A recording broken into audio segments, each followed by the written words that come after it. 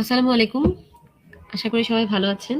আপনাদের গতদিন আমি বেইলি লাভ চ্যাপ্টার 57 পড়িয়েছিলাম, যেখানে আমরা অ্যাড্রেনাল গ্ল্যান্ড এবং হচ্ছে এন্ডোক্রাইন প্যানক্রিয়াস সম্পর্কে আলোচনা করেছিলাম। তো বেসিক্যালি গত ক্লাসে আমাদের চ্যাপ্টার 58 দি বেস্ট পড়ানোর কথা ছিল। বাট আমরা আসলে সময় স্বল্পতার কারণে এবং নতুন বইয়ে বেশ কিছু সংযোজন হওয়ার কারণে, পরিবর্তন হওয়ার কারণে গতদিন এই চ্যাপ্টারটা আমরা আসলে পড়াতে পারিনি। সো আজকে এটা ইনশাআল্লাহ আমরা কন্টিনিউ করব।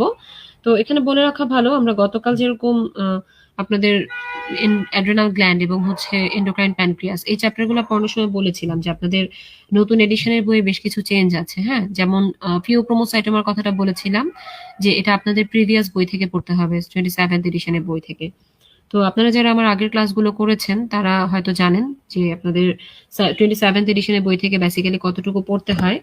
তারপরেও যদি কারো কোনো কনফিউশন থাকে বা জানতে হয়, সেক্ষেত্রে আপনি একটু আমাদের গ্রুপের মডারেটরদের কাছে মেসেজ দিতে পারেন, আমি ওই পেজগুলো আপনাদেরকে ছবি তুলে পাঠাতে পারবো। ওকে, আচ্ছা।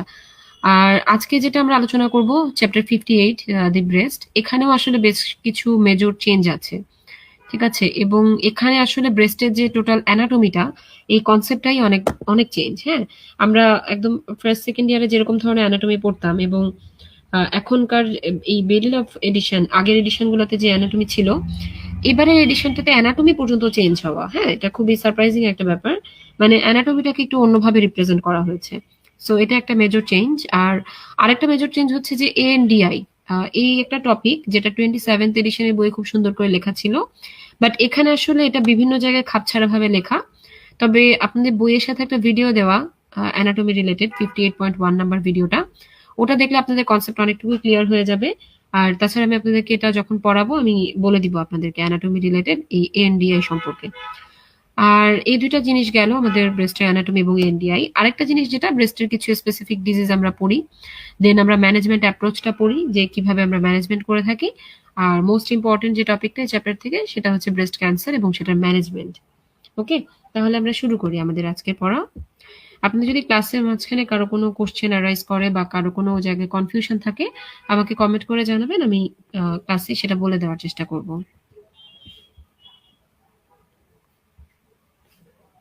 আশা করি স্ক্রিন দেখতে এবং শুনতে পাওয়া যাচ্ছে। আমি শুরু করছি।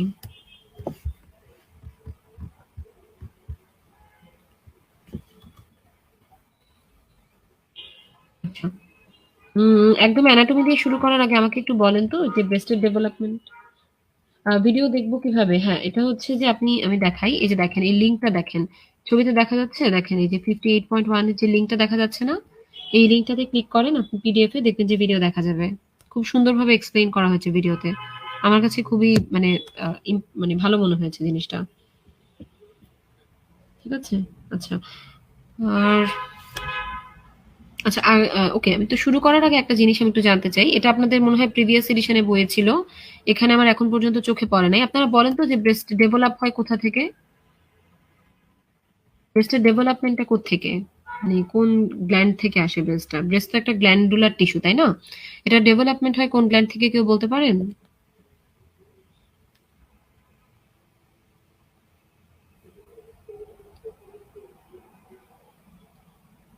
মানে আপনাদের ব্রেস্ট একটা মডিফাইড গ্ল্যান্ড, তাই না? এটা কোন গ্ল্যান্ডের মডিফিকেশন, কেউ বলতে পারেন?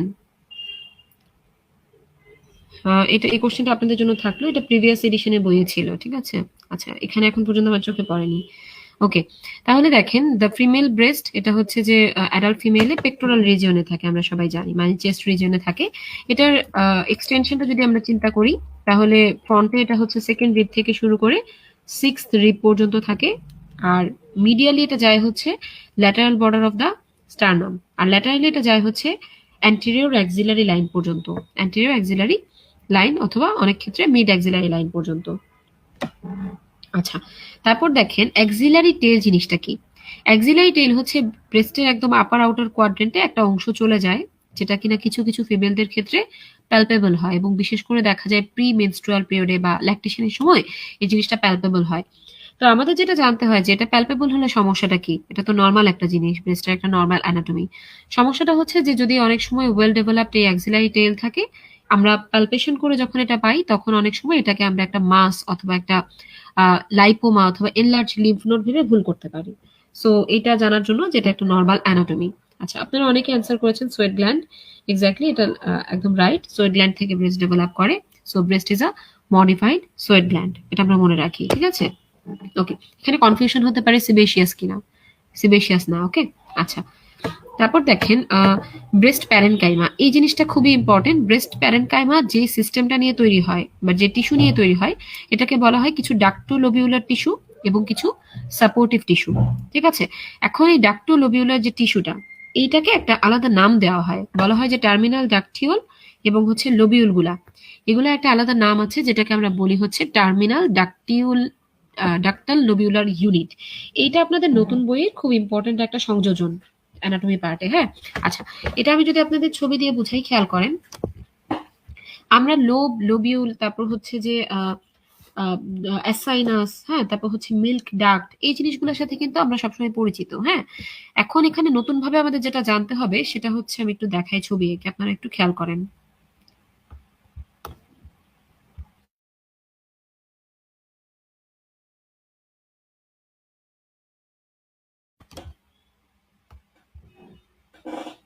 আচ্ছা, প্রথমত হচ্ছে প্রত্যেক ব্রেস্টে ৭ থেকে ৮টার মতো লোব থাকে। হ্যাঁ, এই লোবগুলা এভাবে এভাবে থাকে, বলা হয় যে এটা একটা এরকম ক্রিসেন্ট্রিক ম্যানারে থাকে। হ্যাঁ, লোবগুলা ৭ থেকে ৮টা লোবের মতো থাকে,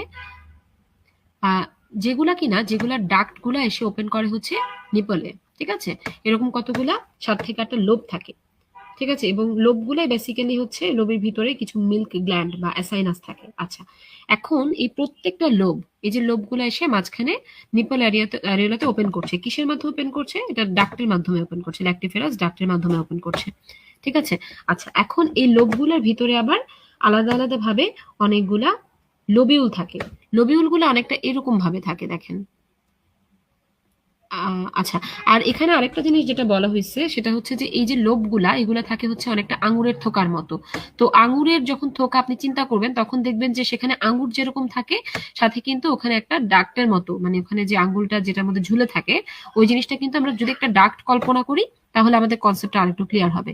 এখন দেখেন, এই যে প্রত্যেকটা লোবের ভিতরে থাকে হচ্ছে 10 থেকে 14টা লোবিউল, এবং এই লোবিউল গুলা ড্রেইন করে হচ্ছে এই যে ডাকটিউল গুলাতে, ডাক ডাকটিউল গুলাতে। দেখেন যে মাঝখানে এটাকে যদি আমরা ডাক্ট কল্পনা করি, আর এগুলো যদি ছোট ছোট গুলো হচ্ছে লোবিউল, ঠিক আছে? তাহলে দেখেন প্রত্যেকটা লোবিউল এসে একটা ডাক্টে ওপেন করে। আচ্ছা, এরপর আমরা এই অংশটুকুকে যদি আবার আলাদাভাবে চিন্তা করি, তাহলে দেখেন প্রত্যেকটা লোবিউল বা হচ্ছে প্রত্যেকটা ভিতরে যে ছোট্ট ছোট লোবিউল গুলা থাকে, এগুলার ভিতরে আবার এরকম এরকম কিছু সেল থাকে, ঠিক আছে, যেখানে মিল্ক প্রোডাকশন হয়। এগুলাকে আমরা বলি হচ্ছে অ্যাসাইনি। এই অ্যাসাইনি গুলার ভিতরেই কিন্তু মেইনলি মিল্ক প্রোডাকশন হয়, যে কারণে বলা হয় যে এটা হচ্ছে basic secretory unit of breast, basic secretory unit of breast. আচ্ছা, তো এখন যেটা হয় যে আপনাদের এই যে আমি এখানে আবার বড় করে আঁকি, দেখেন এই যে একটা লোবিউল গেল, ঠিক আছে?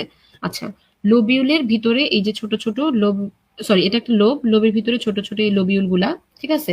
এই জিনিসটা পুরোটুকুকে আমরা যদি লোবিউল বলি, মানে অনেকগুলা লোবিউল একসাথে, আর এই যে এখানে একটা ডাক্ট থাকতেছে, এটা হচ্ছে টার্মিনাল ডাকটিউল, টার্মিনাল ডাকটিউল, ঠিক আছে? টার্মিনাল ডাকটিউল।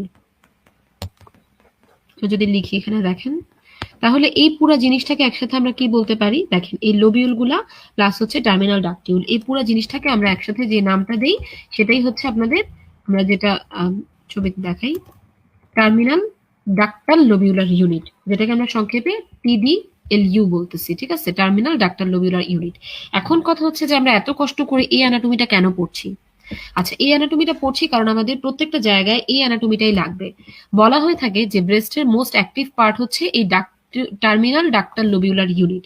কেন অ্যাক্টিভ পার্ট? খুবই স্বাভাবিক, এখান থেকে আমাদের বিভিন্ন রকমের সিক্রেশনটা হচ্ছে, ব্রেস্টের যে মিল্ক সিক্রেশন সেটা হচ্ছে, এবং এই যে পার্টটা, এটাই কিন্তু আমরা যে বলি ব্রেস্টের উপর বিভিন্ন হরমোন কাজ করে, মেইনলি এই পার্টটাই সবচেয়ে বেশি হরমোন সেন্সিটিভ, ঠিক আছে? এই পার্টটাই সবচেয়ে বেশি হরমোন সেন্সিটিভ। এখন কথা হচ্ছে কি কি হরমোন কাজ করে, কয়েকটা আমরা জানি, মেইনলি হচ্ছে ইস্ট্রোজেন এবং প্রোজেস্টেরন।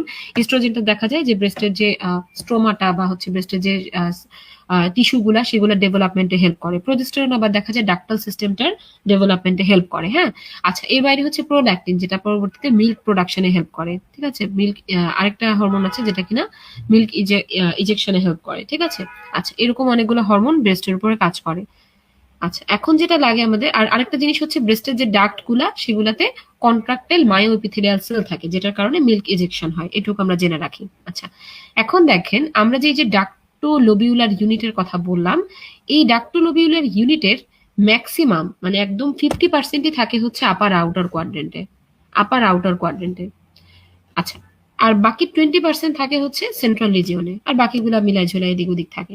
তার মানে দেখেন আপনারা যখন ব্রেস্ট কার্সিনোমার ব্যাপারে শুনেছেন, যাদের একটু হলেও আইডিয়া আছে তারা কিন্তু জানেন যে ব্রেস্ট কার্সিনোমা সবচেয়ে কমনলি কোন জায়গাটায় হয়।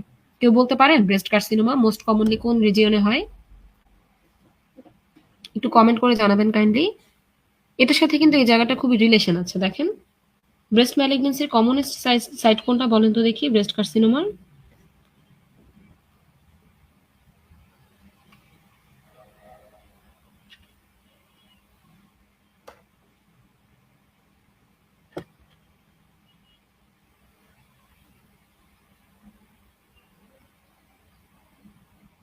এক্স্যাক্টলি আপনারা অ্যান্সার করতে পারছেন আপার অ্যান্ড আউটার কোয়াড্রেন্ট, তাই না? আচ্ছা, তাহলে এখন দেখেন আপার অ্যান্ড আউটার কোয়াড্রেন্টে আমরা সবসময় জেনে আসছি যে এই জায়গাটায় সবচেয়ে বেশি ফ্রিকোয়েন্টলি এই জায়গাটা ম্যালিগনেন্সি হয়, কিন্তু কারণটা কিন্তু আমরা জানতাম না। এখন দেখেন এই নতুন এডিশনের বই এই জিনিসটা এত সুন্দরভাবে ব্যাখ্যা করা আছে যে আমরা কিন্তু ইজিলি এই কারণটা এখন বুঝতে পারছি। যেহেতু 50% ডাক্টাল লোবিউলার ইউনিটটা এই জায়গাটায় থাকছে, এবং যারা কিনা হরমোন রেসপন্সিভ, হ্যাঁ, যাদের কিনা মেইন ফাংশন, সো সেই জায়গাটাই কিন্তু ম্যালিগনেন্সি বলেন বা অন্য যে কোনো ডিজিজ বলেন ব্রেস্টের, সেগুলো হওয়ার চান্সটা সবচেয়ে বেশি থাকে। সো এটা মেইনলি এই অ্যানাটমিক্যাল পজিশনটার কারণে। আচ্ছা, এরপর দেখেন এর বাইরে এগুলো গেল হচ্ছে আমাদের মেইন যে টার্মিনাল ডাক্টোলোবিউলার ইউনিট, সেটা। এর বাইরে আরো কিছু টিস্যু থাকে আমরা জানি, সাপোর্টিভ টিস্যু যেগুলোকে আমরা বলি, যেখানে বিভিন্ন ফ্যাট থাকে, বিভিন্ন ফাসা থাকে, এবং মোস্ট ইম্পর্টেন্টলি সেখানে একটা জিনিস থাকে যেটাকে আমরা বলি হচ্ছে সাসপেন্সরি লিগামেন্ট অফ কুপার। এখন এই সাসপেন্সরি লিগামেন্ট অফ কুপার জিনিসটা কি? ছবিতে খেয়াল করেন ব্রেস্টটা, আচ্ছা আমাকে বলেন তো ব্রেস্টটা মেইনলি কোন মাসেলের উপরে থাকে? ব্রেস্ট মেইনলি কোন মাসেলের উপর থাকে, কেউ বলতে পারেন? ব্রেস্টের ঠিক আন্ডারনিথ কোন মাসেলটা থাকে?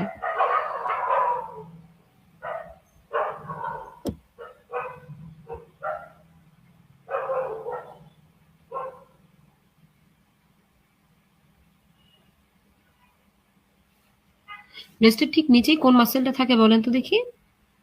এক্স্যাক্টলি আপনারা অ্যান্সার করতে পারছেন, পেক্টোরালিস মেজর, তাই না? আচ্ছা, তাহলে দেখেন পেক্টোরালিস মেজর যখন ব্রেস্টের ঠিক নিচেই আছে, এখন দেখেন এই পেক্টোরালিস মেজর মাসেলটার একটা কাভারিং থাকে যেটাকে আমরা বলি হচ্ছে ফাসা পেক্টোরালিস। ফাসা পেক্টোরালিস, ঠিক আছে? আচ্ছা, ফাসা পেক্টোরালিস। এখন দেখেন এই ফাসা পেক্টোরালিস থেকে বিভিন্ন ধরনের, এই যে দেখেন সবুজ এই অংশটা দেখতে পাচ্ছেন, আমি বাকিগুলো একটু মুছে দিই, নাহলে আসলে দেখতে অসুবিধা হচ্ছে। ওকে, দেখেন এখন এই যে ছবিটাতে দেখেন সবুজ যে অংশগুলা, এটা হচ্ছে ফাসা পেক্টোরালিস, এই যে সবুজ যে লম্বা অংশটা। আচ্ছা, এটা থেকে দেখেন কিছু ফাসার মতো আসতেছে বা কিছু লিগামেন্টের মতো কিছু জিনিস আসতেছে, যেটা দেখেন একদম ফাসা পেক্টোরালিস থেকে শুরু করে স্কিন পর্যন্ত কাভার করতেছে। খেয়াল করেন, শুধু ব্রেস্ট টিস্যুর মধ্য দিয়ে গিয়েই হচ্ছে না, সে একদম স্কিন পর্যন্ত কানেক্ট করে রাখতেছে।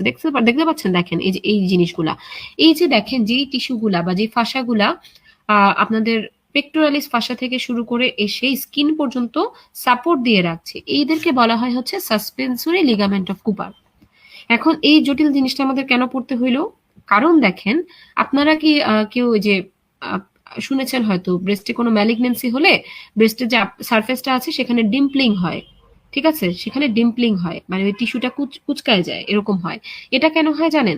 এই যে দেখেন, এই যখন ব্রেস্টে কোনো ম্যালিগনেন্সি হয়, তো ম্যালিগনেন্সির যে ম্যালিগনেন্ট সেলগুলা সেগুলো দেখা যায় এই জায়গাটাকে ইনফিল্ট্রেট করে ফেলে, হ্যাঁ, এই ফাসা পেক্টোরালিসের বা হচ্ছে লিগামেন্ট অফ কুপার্সের এই জায়গাগুলাতে।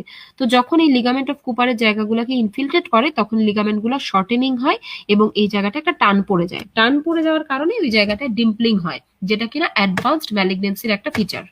আমি আবারও বলি, এই যে দেখেন পেক্টোরালিস ফাসা থেকে কিছু লিগামেন্টের মতো অংশ আসছে, যারা কিনা ব্রেস্টটাকে, ব্রেস্ট টিস্যুটাকে পিছনে যে ফাসা পেক্টোরালিস সেটার সাথে কানেক্টেড করে রাখি স্কিনকে, যার কারণে ব্রেস্ট যে এই যে বডিতে যে ব্রেস্ট এরকম এই পজিশনটাতে আছে সেটার জন্য কিন্তু মেইনলি এই সাসপেন্সরি লিগামেন্ট, এটার জন্যই ব্রেস্ট কিন্তু বডিতে এরকম সাসপেন্ডেড অবস্থায় থাকে।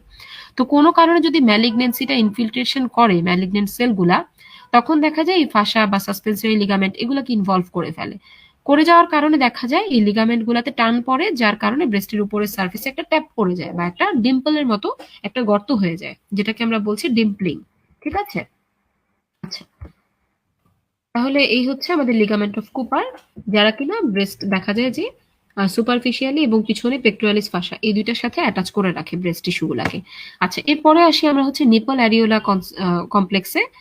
এখানে বেসিক্যালি কিছু ইনভলান্টারি মাসেল থাকে এবং হচ্ছে রেডিয়ালি এগুলো অ্যারেঞ্জ থাকে।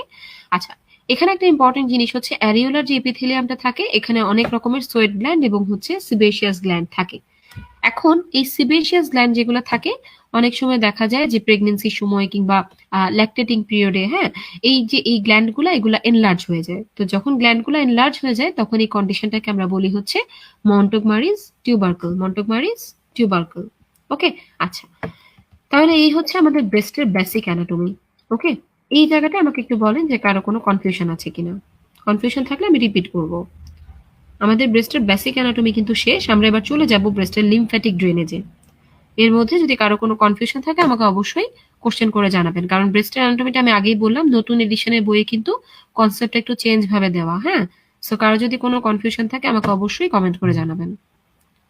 আচ্ছা, লিম্ফ্যাটিক্স এর কথা আমি বলি, এই জিনিসটা শুধু আপনাদের জন্য না, এটা একদম যারা এফসিপিএস পার্ট 1 পরীক্ষা দিবেন তাদেরকেও আমি সবসময় ক্লাসগুলোতে বলে থাকি যে আপনারা ব্রেস্টের লিম্ফ্যাটিক ড্রেনেজটা সবসময় হচ্ছে বেইলিয়ান ল্যাব থেকে পড়বেন। কখনোই এটা আপনি অন্য কোনো অ্যানাটমি বই থেকে পড়বেন না, কারণ এখানে না অনেকগুলো রিলেশন খুব সুন্দরভাবে দেওয়া। আচ্ছা, প্রথমে আমরা খেয়াল করি, আমরা জানি যে ব্রেস্টের যে লিম্ফ্যাটিক ড্রেনেজটা সেটা মেইনলি কোথায় হয়, সেটা মেইনলি হচ্ছে অ্যাক্সিলারি লিম্ফ নোডে হয় এবং এটার পরিমাণ অনেক বেশি, 85% এর মতো। আর এর বাইরে আরো কিছু ড্রেনেজ হয় হচ্ছে ইন্টারনাল মেমারি লিম্ফ নোডে। তাহলে মেইন হচ্ছে এই দুইটা, অ্যাক্সিলারি এবং হচ্ছে ইন্টারনাল মেমারি। এখন এই যে অ্যাক্সিলারি লিম্ফ নোড গুলা আমরা যখন একটা ব্রেস্ট এক্সামিনেশন করি, লিম্ফ নোড এক্সামিনেশন করি, তখন কিন্তু আমাদের দেখতে হয় যে অ্যাক্সিলারি লিম্ফ নোড গুলা কিভাবে ডিস্ট্রিবিউটেড আছে, পালপেট করে আমাদের দেখতে হয়, তাই না? আচ্ছা, এখন দেখেন যে আমরা যদি লিম্ফ নোড প্যালপেশন করি তখন আমরা কয়েকটা গ্রুপে ভাগ করি। ঠিক আছে, যেমন আমরা অ্যান্টেরিয়র গ্রুপ বলি একটাকে, ল্যাটারাল গ্রুপ বলি একটাকে, হ্যাঁ, সেন্ট্রাল বা মিডিয়াল গ্রুপ বলি একটাকে, তারপর একটাকে আমরা বলি হচ্ছে পোস্টেরিয়র গ্রুপ, এপিক্যাল গ্রুপ, এরকম কয়েকটা ভাগে আমরা ভাগ করি। আমাদের যেটা জানতে হবে প্র্যাকটিক্যালি সেটা হচ্ছে যে এই এই যে লিম্ফ নোড গুলা এগুলা রিলেশনটা কি, কোনটা কার সংস্পর্শে থাকে, এইখান থেকে আপনাদের পরীক্ষায় কোশ্চেন আসে। যেমন দেখেন ল্যাটারাল নোডস, যেগুলা ল্যাটারাল গ্রুপ অফ নোডস, এটা কার সাথে থাকে দেখেন, এটা থাকে হচ্ছে along the lower border of the axillary vein. এই জিনিসটা খুব ইম্পর্টেন্ট, অ্যাক্সিলারি ভেইনটাকে এখানে আপনি মার্ক করেন along the lower border of the axillary vein. আচ্ছা, অ্যান্টেরিয়র গ্রুপটা কোথায় থাকে দেখেন, অ্যান্টেরিয়র গ্রুপটা থাকে হচ্ছে between the lateral border of the pectoralis major. এত বর্ডার টর্ডার পড়া লাগবে না, আপনি দেখেন পেক্টোরালিস মেজর এবং মাইনর আর হচ্ছে ল্যাটারাল থোরাসিক ভেসেল।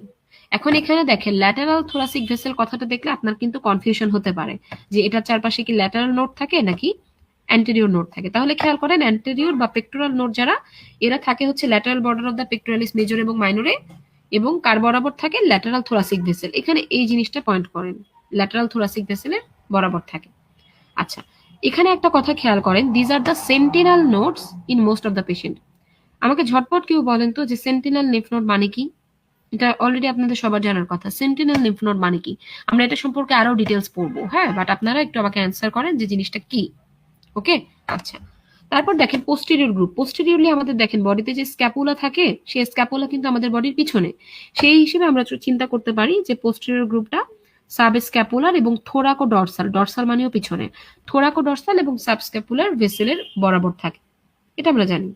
আচ্ছা, এবং এটা কার anterior, anterior to the latissimus dorsi muscle. Dorsal যেহেতু অবশ্যই ল্যাটিসিমাস ডরসি থাকবে, পোস্টেরিয়রটা আমরা এভাবে চিন্তা করতে পারি।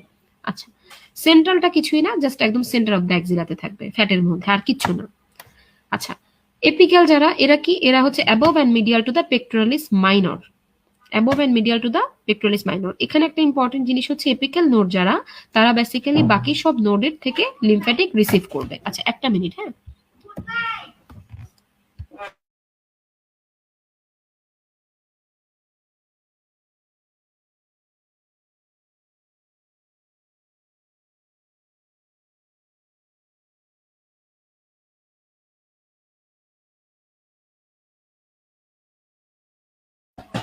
আচ্ছা, ও তাহলে যেটা বলছিলাম যে আচ্ছা এপিক্যাল নোডগুলা দেখা যায় অন্য সব নোডগুলা থেকে লিম্ফ্যাটিকটা রিসিভ করে। ঠিক আছে, মানে লিম্ফ্যাটিক্স এর আলটিমেট ডেস্টিনেশন হচ্ছে এই এপিক্যাল গ্রুপটা। ওকে। আচ্ছা, আরেকটা বলা হয় ইন্টারপেক্টোরাল, যেটা দেখা যায় পেক্টোরালিস মেজর এবং মাইনরের মাঝামাঝিতে থাকে। তো এইটুকু আমাদের মোটামুটি ক্লিয়ার। আচ্ছা, এরপরে আমরা আসি হচ্ছে আরেকটা ক্লাসিফিকেশন, সেটাকে এটা আমরা যেটা ক্লাসিফিকেশনটা বললাম এটা হচ্ছে অ্যানাটমিক্যাল ক্লাসিফিকেশন। আরেকটা যে ক্লাসিফিকেশন আছে এটাকে বলা হয় সার্জিক্যাল ক্লাসিফিকেশন।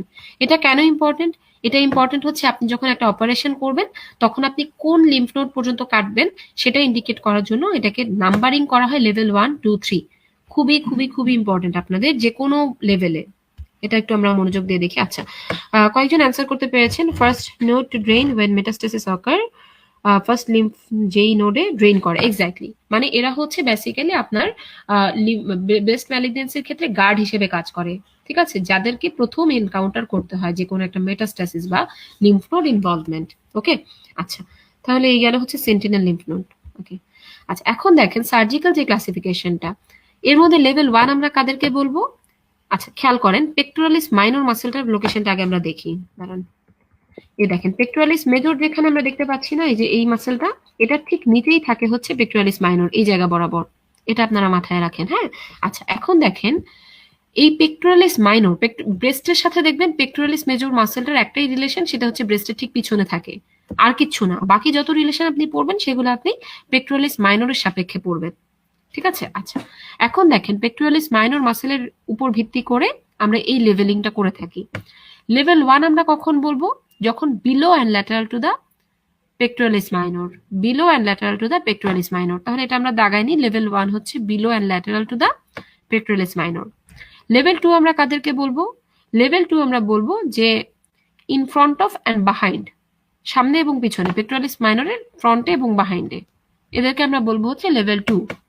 লেভেল 3 আমরা বলবো হচ্ছে অ্যাবাভ অ্যান্ড মিডিয়াল, পেক্টোরালিস মাইনরের অ্যাবাভ অ্যান্ড মিডিয়াল, ঠিক আছে।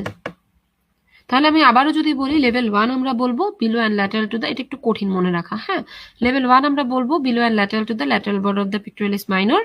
লেভেল 2 আমরা বলবো in front and behind the pectoralis minor. আর লেভেল 3 আমরা বলবো হচ্ছে above and medial to the medial border of the pectoralis minor. Okay, আচ্ছা, তাহলে আমাদের ব্রেস্টের অ্যানাটমি, লিম্ফ নোড সবই শেষ। এবার আমরা আসি ব্রেস্টের ট্রিপল অ্যাসেসমেন্ট। ট্রিপল অ্যাসেসমেন্ট জিনিসটা কি? আচ্ছা, এটা হচ্ছে যে ধরেন কোনো একটা পেশেন্ট আপনার কাছে আসলো, সে ব্রেস্টের কিছু প্রবলেম নিয়ে, তো আপনি তাকে কিভাবে করে শুরু করবেন, তাকে আপনি অ্যাসেস কিভাবে করবেন, এই জিনিসটাকে আমরা বলি হচ্ছে ট্রিপল অ্যাসেসমেন্ট। এখানে 3টা জিনিস মেইনলি ইনক্লুডেড। এক নাম্বার হচ্ছে যে আপনি পেশেন্টের ক্লিনিক্যালি দেখতে পাচ্ছেন, ক্লিনিক্যালি আপনি কি দেখবেন, পেশেন্টের হিস্ট্রি নেবেন, এটা একটা, ঠিক আছে। এবং আরেকটা হচ্ছে আপনি পেশেন্টের এক্সামিনেশন করবেন। হিস্ট্রির অনেক ইম্পর্টেন্স আছে, যে ডিজিজটা কিভাবে শুরু হলো, ব্রেস্টে পেইন আছে কিনা, নিপল ডিসচার্জ আছে কিনা, লাম্প নোটিস করেছে কিনা, হ্যাঁ, ফ্যামিলি হিস্ট্রি আছে কিনা, পেশেন্টের এজ কত, পেশেন্টের প্রিভিয়াসলি কোনো ম্যালিগনেন্সি ছিল কিনা, বাচ্চা কয়জন, হ্যাঁ, ল্যাকটেটিং কিনা, কোনো ট্রমার হিস্ট্রি আছে কিনা, অনেক অনেক অনেক হিস্ট্রি, ব্রেস্ট রিলেটেড অনেক হিস্ট্রি আছে যেগুলো খুবই ইম্পর্টেন্ট। এক্সামিনেশন মানে আপনি ব্রেস্ট এক্সামিনেশন করবেন এবং একই সাথে অ্যাক্সিলাটা এক্সামিনেশন করবেন, ঠিক আছে। আচ্ছা, ইমেজিং এর মধ্যে 2টা জিনিস, একটা হচ্ছে আলট্রাসোনোগ্রাফি, একটা ম্যামোগ্রাফি, আমি একটু পরে ডিটেলস বলবো। আর প্যাথোলজি হচ্ছে মেইনলি কোর বায়োপসি অথবা প্রিভিয়াস বইয়ে যেটা ছিল এফএনএসি। এখন দেখেন এই বইয়ে কিন্তু এফএনএসিটা বাদ করে দিছে। কেন বাদ করে দিছে জানেন? আমি থাইরয়েড চ্যাপ্টার পড়ানোর সময় আপনাদেরকে বলতাম যে থাইরয়েডে যদি একটা লাম্প পাই আমরা কোন ইনভেস্টিগেশনটা মেইনলি করব, কারো মনে আছে? থাইরয়েডে যদি আমরা একটা লাম্প পাই আমরা মেইনলি কি ইনভেস্টিগেশন করব? খুব ইম্পর্টেন্ট একটা এসবি আপনাদের পরীক্ষায় আসে। ওকে, কারো যদি মনে থাকে আমাকে কমেন্ট করে জানাবেন যে থাইরয়েডের ক্ষেত্রে আমরা কি করি। আর ব্রেস্টের ক্ষেত্রে যেটা বলা হয়েছে, ব্রেস্টে যদি আপনি কোনো একটা লাম্প পান আপনি কোর বায়োপসি করবেন। কোর বায়োপসি বলা হয় এটাকে, ট্রু কাট বায়োপসিও বলা হয় এটাকে, ঠিক আছে। কোর বায়োপসি আপনি করবেন। আচ্ছা, এখন দেখেন আলট্রাসোনোগ্রাফি এবং ম্যামোগ্রাফি বা ইমেজিং গুলোর কথা যদি আমরা আসি, প্রথমে দেখেন আলট্রাসোনোগ্রাফির ক্ষেত্রে আমরা মেইনলি ইয়াং উইমেন যাদের ব্রেস্ট টিস্যু কিনা ডেন্স থাকে তাদের ক্ষেত্রে আমরা মেইনলি আলট্রাসোনোগ্রাফিটা করে থাকি। এটা দেখা যায় আপনার ব্রেস্টে কোনো সলিড লেশন নাকি সিস্টিক লেশন এই জিনিসগুলোকে ডিস্টিংগুইশ করতে পারে। আবার অনেক সময় আলট্রাসোনোগ্রাফির হেল্প নিয়ে আমরা, যদি এমন হয় যে ব্রেস্টে কোনো একটা সিস্ট আছে যেটা কিনা ড্রেন করতে হবে, হ্যাঁ, এরকম জিনিসগুলো আমরা সরাসরি না করে আলট্রাসোনোগ্রাফির হেল্প নিয়ে বা সোনো গাইডেড ভাবে করতে পারি। এটা একটা থেরাপিউটিক ইউজ। আচ্ছা, আরেকটা হচ্ছে যে ধরেন কোনো একটা পেশেন্টের ম্যালিগনেন্সি আপনি ডায়াগনোসিস করলেন বা সাসপেক্ট করলেন, সেই ক্ষেত্রে আপনার যেটা করতে হয় অবশ্যই দেখতে হয় তার কোনো লিম্ফ নোড এনলার্জ আছে কিনা। এবং আপনি ধরেন এনলার্জ পেলেন বা নাই পেলেন, আপনি ব্রেস্ট এক্সিলাতে একটা আলট্রাসোনোগ্রাফি করালে ইজিলি কিন্তু আপনি দেখতে পারবেন যে এক্সিলাতে কোনো লিম্ফ্যাটিক এনলার্জমেন্ট আছে কিনা। ওকে, আর যদি প্রয়োজন হয় সেই ক্ষেত্রে আপনি আলট্রাসোনো গাইডেড করে পারকিউটেনিয়াস লিম্ফ নোডের একটা বায়োপসিও নিয়ে আসতে পারবেন যদি সাসপিশিয়াস হয়। ক্লিয়ার না? আচ্ছা, ওকে, এটা আপনারা সবাই অ্যান্সার করতে পেরেছেন যে থাইরয়েডের ক্ষেত্রে আমরা কি করি, এফএনএসসি করি। Very good. ওকে, আচ্ছা, এরপরে আমরা আসি হচ্ছে দেখেন তাহলে আমাদের আলট্রাসোনোগ্রাফি গেল। এখন আমাকে বলেন তো, আলট্রাসোনোগ্রাফি তো আমরা অনেকগুলো ইন্ডিকেশন পড়লাম, ম্যামোগ্রাফি আমরা কাদের ক্ষেত্রে করি, কেউ বলতে পারেন? ম্যামোগ্রাফি আমরা কাদের ক্ষেত্রে করি? আচ্ছা, আরেকটা জিনিস দেখেন, আলট্রাসোনো কিন্তু আপনাদের ও আচ্ছা, ম্যামোগ্রাফি যাদের ক্ষেত্রে ডিফিকাল্ট টু পারফর্ম তাদের ক্ষেত্রে আমরা আলট্রাসোনোগ্রাফি করছি। ম্যামোগ্রাফি কাদের ক্ষেত্রে করি কেউ যদি বলতে পারেন? আচ্ছা, ম্যামোগ্রাফি জিনিসটা কি? এটা বেসিক্যালি একটা এক্সরে, কিন্তু অনেকটা, হ্যাঁ, একটা এক্সরে টাইপ জিনিস যেটা কিনা ব্রেস্টের যে কোনো একটা লেশনকে ভিজিবল করতে পারে। এবং দেখা যায় কি যে আমরা অনেক সময় কোনো একটা পেশেন্টের প্রিভিয়াস ম্যালিগনেন্সি থাকলে তার যদি অপারেশন হয়, আমরা কিন্তু ফলো আপের জন্য ম্যামোগ্রাফি করে থাকি। ঠিক আছে, খুব ইম্পর্টেন্ট একটা টুল ম্যামোগ্রাফি। স্ক্রিনিং টুলও অনেক সময় স্ক্রিনিং টুল হিসেবে এটা কাজ করে। ওকে, তাহলে বলেন তো দেখি ম্যামোগ্রাফি আমরা কাদের ক্ষেত্রে করে থাকি? ওকে, আপনারা অনেকেই অ্যান্সার করতে পেরেছেন, এল্ডারলি বা ওল্ড এজে আমরা করে থাকি। Very good. আচ্ছা, তাহলে দেখেন মানে বেশি এজের ক্ষেত্রে দেখা যায় ব্রেস্টের টিস্যুগুলোর ডেনসিটিটা কমে যায়। সো তাদের ক্ষেত্রে আমরা কি করি? ওল্ডার পেশেন্ট যাদের ব্রেস্ট সিমটম আছে তাদের ক্ষেত্রে এটা আমাদের ফার্স্ট লাইন ইনভেস্টিগেশন। আচ্ছা, এটা এটা খুবই ভালো একটা টুল, এবং দেখা যায় যে ইনিশিয়াল স্ক্রিনিং হিসেবে অ্যাসিমটোমেটিক পেশেন্টও আপনি করতে পারেন স্ক্রিনিং পারপাসে। ঠিক আছে, আচ্ছা, আর আরেকটা জিনিস যেটা এমআরআই, এমআরআই আপনি কাদের ক্ষেত্রে করবেন? খুবই ইম্পর্টেন্ট একটা জিনিস। এমআরআই এর স্পেসিফিক কিছু ইউটিলিটি আছে, কয়েকটা পয়েন্ট আপনার মনে রাখতে হবে এখানে। ধরেন যাদের ক্ষেত্রে আপনি ম্যামোগ্রাফি বা আল্ট্রাসোনোগ্রাফি করে ইকুইভোকাল বা ডিসকর্ডেন্ট ফাইন্ডিং পাইলেন, মানে কি? হয় আপনি ফাইন্ডিংটা ইন্টারপ্রেট করতে পারলেন না এরকম, অথবা ফাইন্ডিংটা আপনাকে ম্যালিগনেন্ট কিনা বা বিনাইন কিনা কোনো কিছু আপনাকে ঠিক মতো বলতে পারছে না, এরকম টাইপের কোনো একটা ফাইন্ডিংস, মানে যাদের ক্ষেত্রে আল্ট্রাসোনোগ্রাফি বা ম্যামোগ্রাফি এগুলা কনক্লুডিং না, তাদের ক্ষেত্রে আপনি এমআরআই করবেন। এটা একটা। দুই নাম্বার হচ্ছে, ধরেন কোনো একটা পেশেন্টের আপনি প্রিভিয়াসলি একটা ব্রেস্ট কনজারভেশন থেরাপি বা সার্জারি করেছেন, তো তার ক্ষেত্রে সার্জারি পরবর্তীতে স্কার ডেভেলপ করলো, তো এটা কি স্কার নাকি এটা রিকারেন্স, সেটা ডিফারেন্সিয়েট করার জন্য আপনি এমআরআই করবেন। আবার দেখা যায় কিছু পেশেন্টের ফ্যামিলি হিস্ট্রি থাকে, এবং এইসব ফ্যামিলি হিস্ট্রি পেশেন্টদের পরবর্তীতে কিন্তু দেখা যায় যে আমাদের বারবার করে মানে ফলো আপে রাখতে হয়।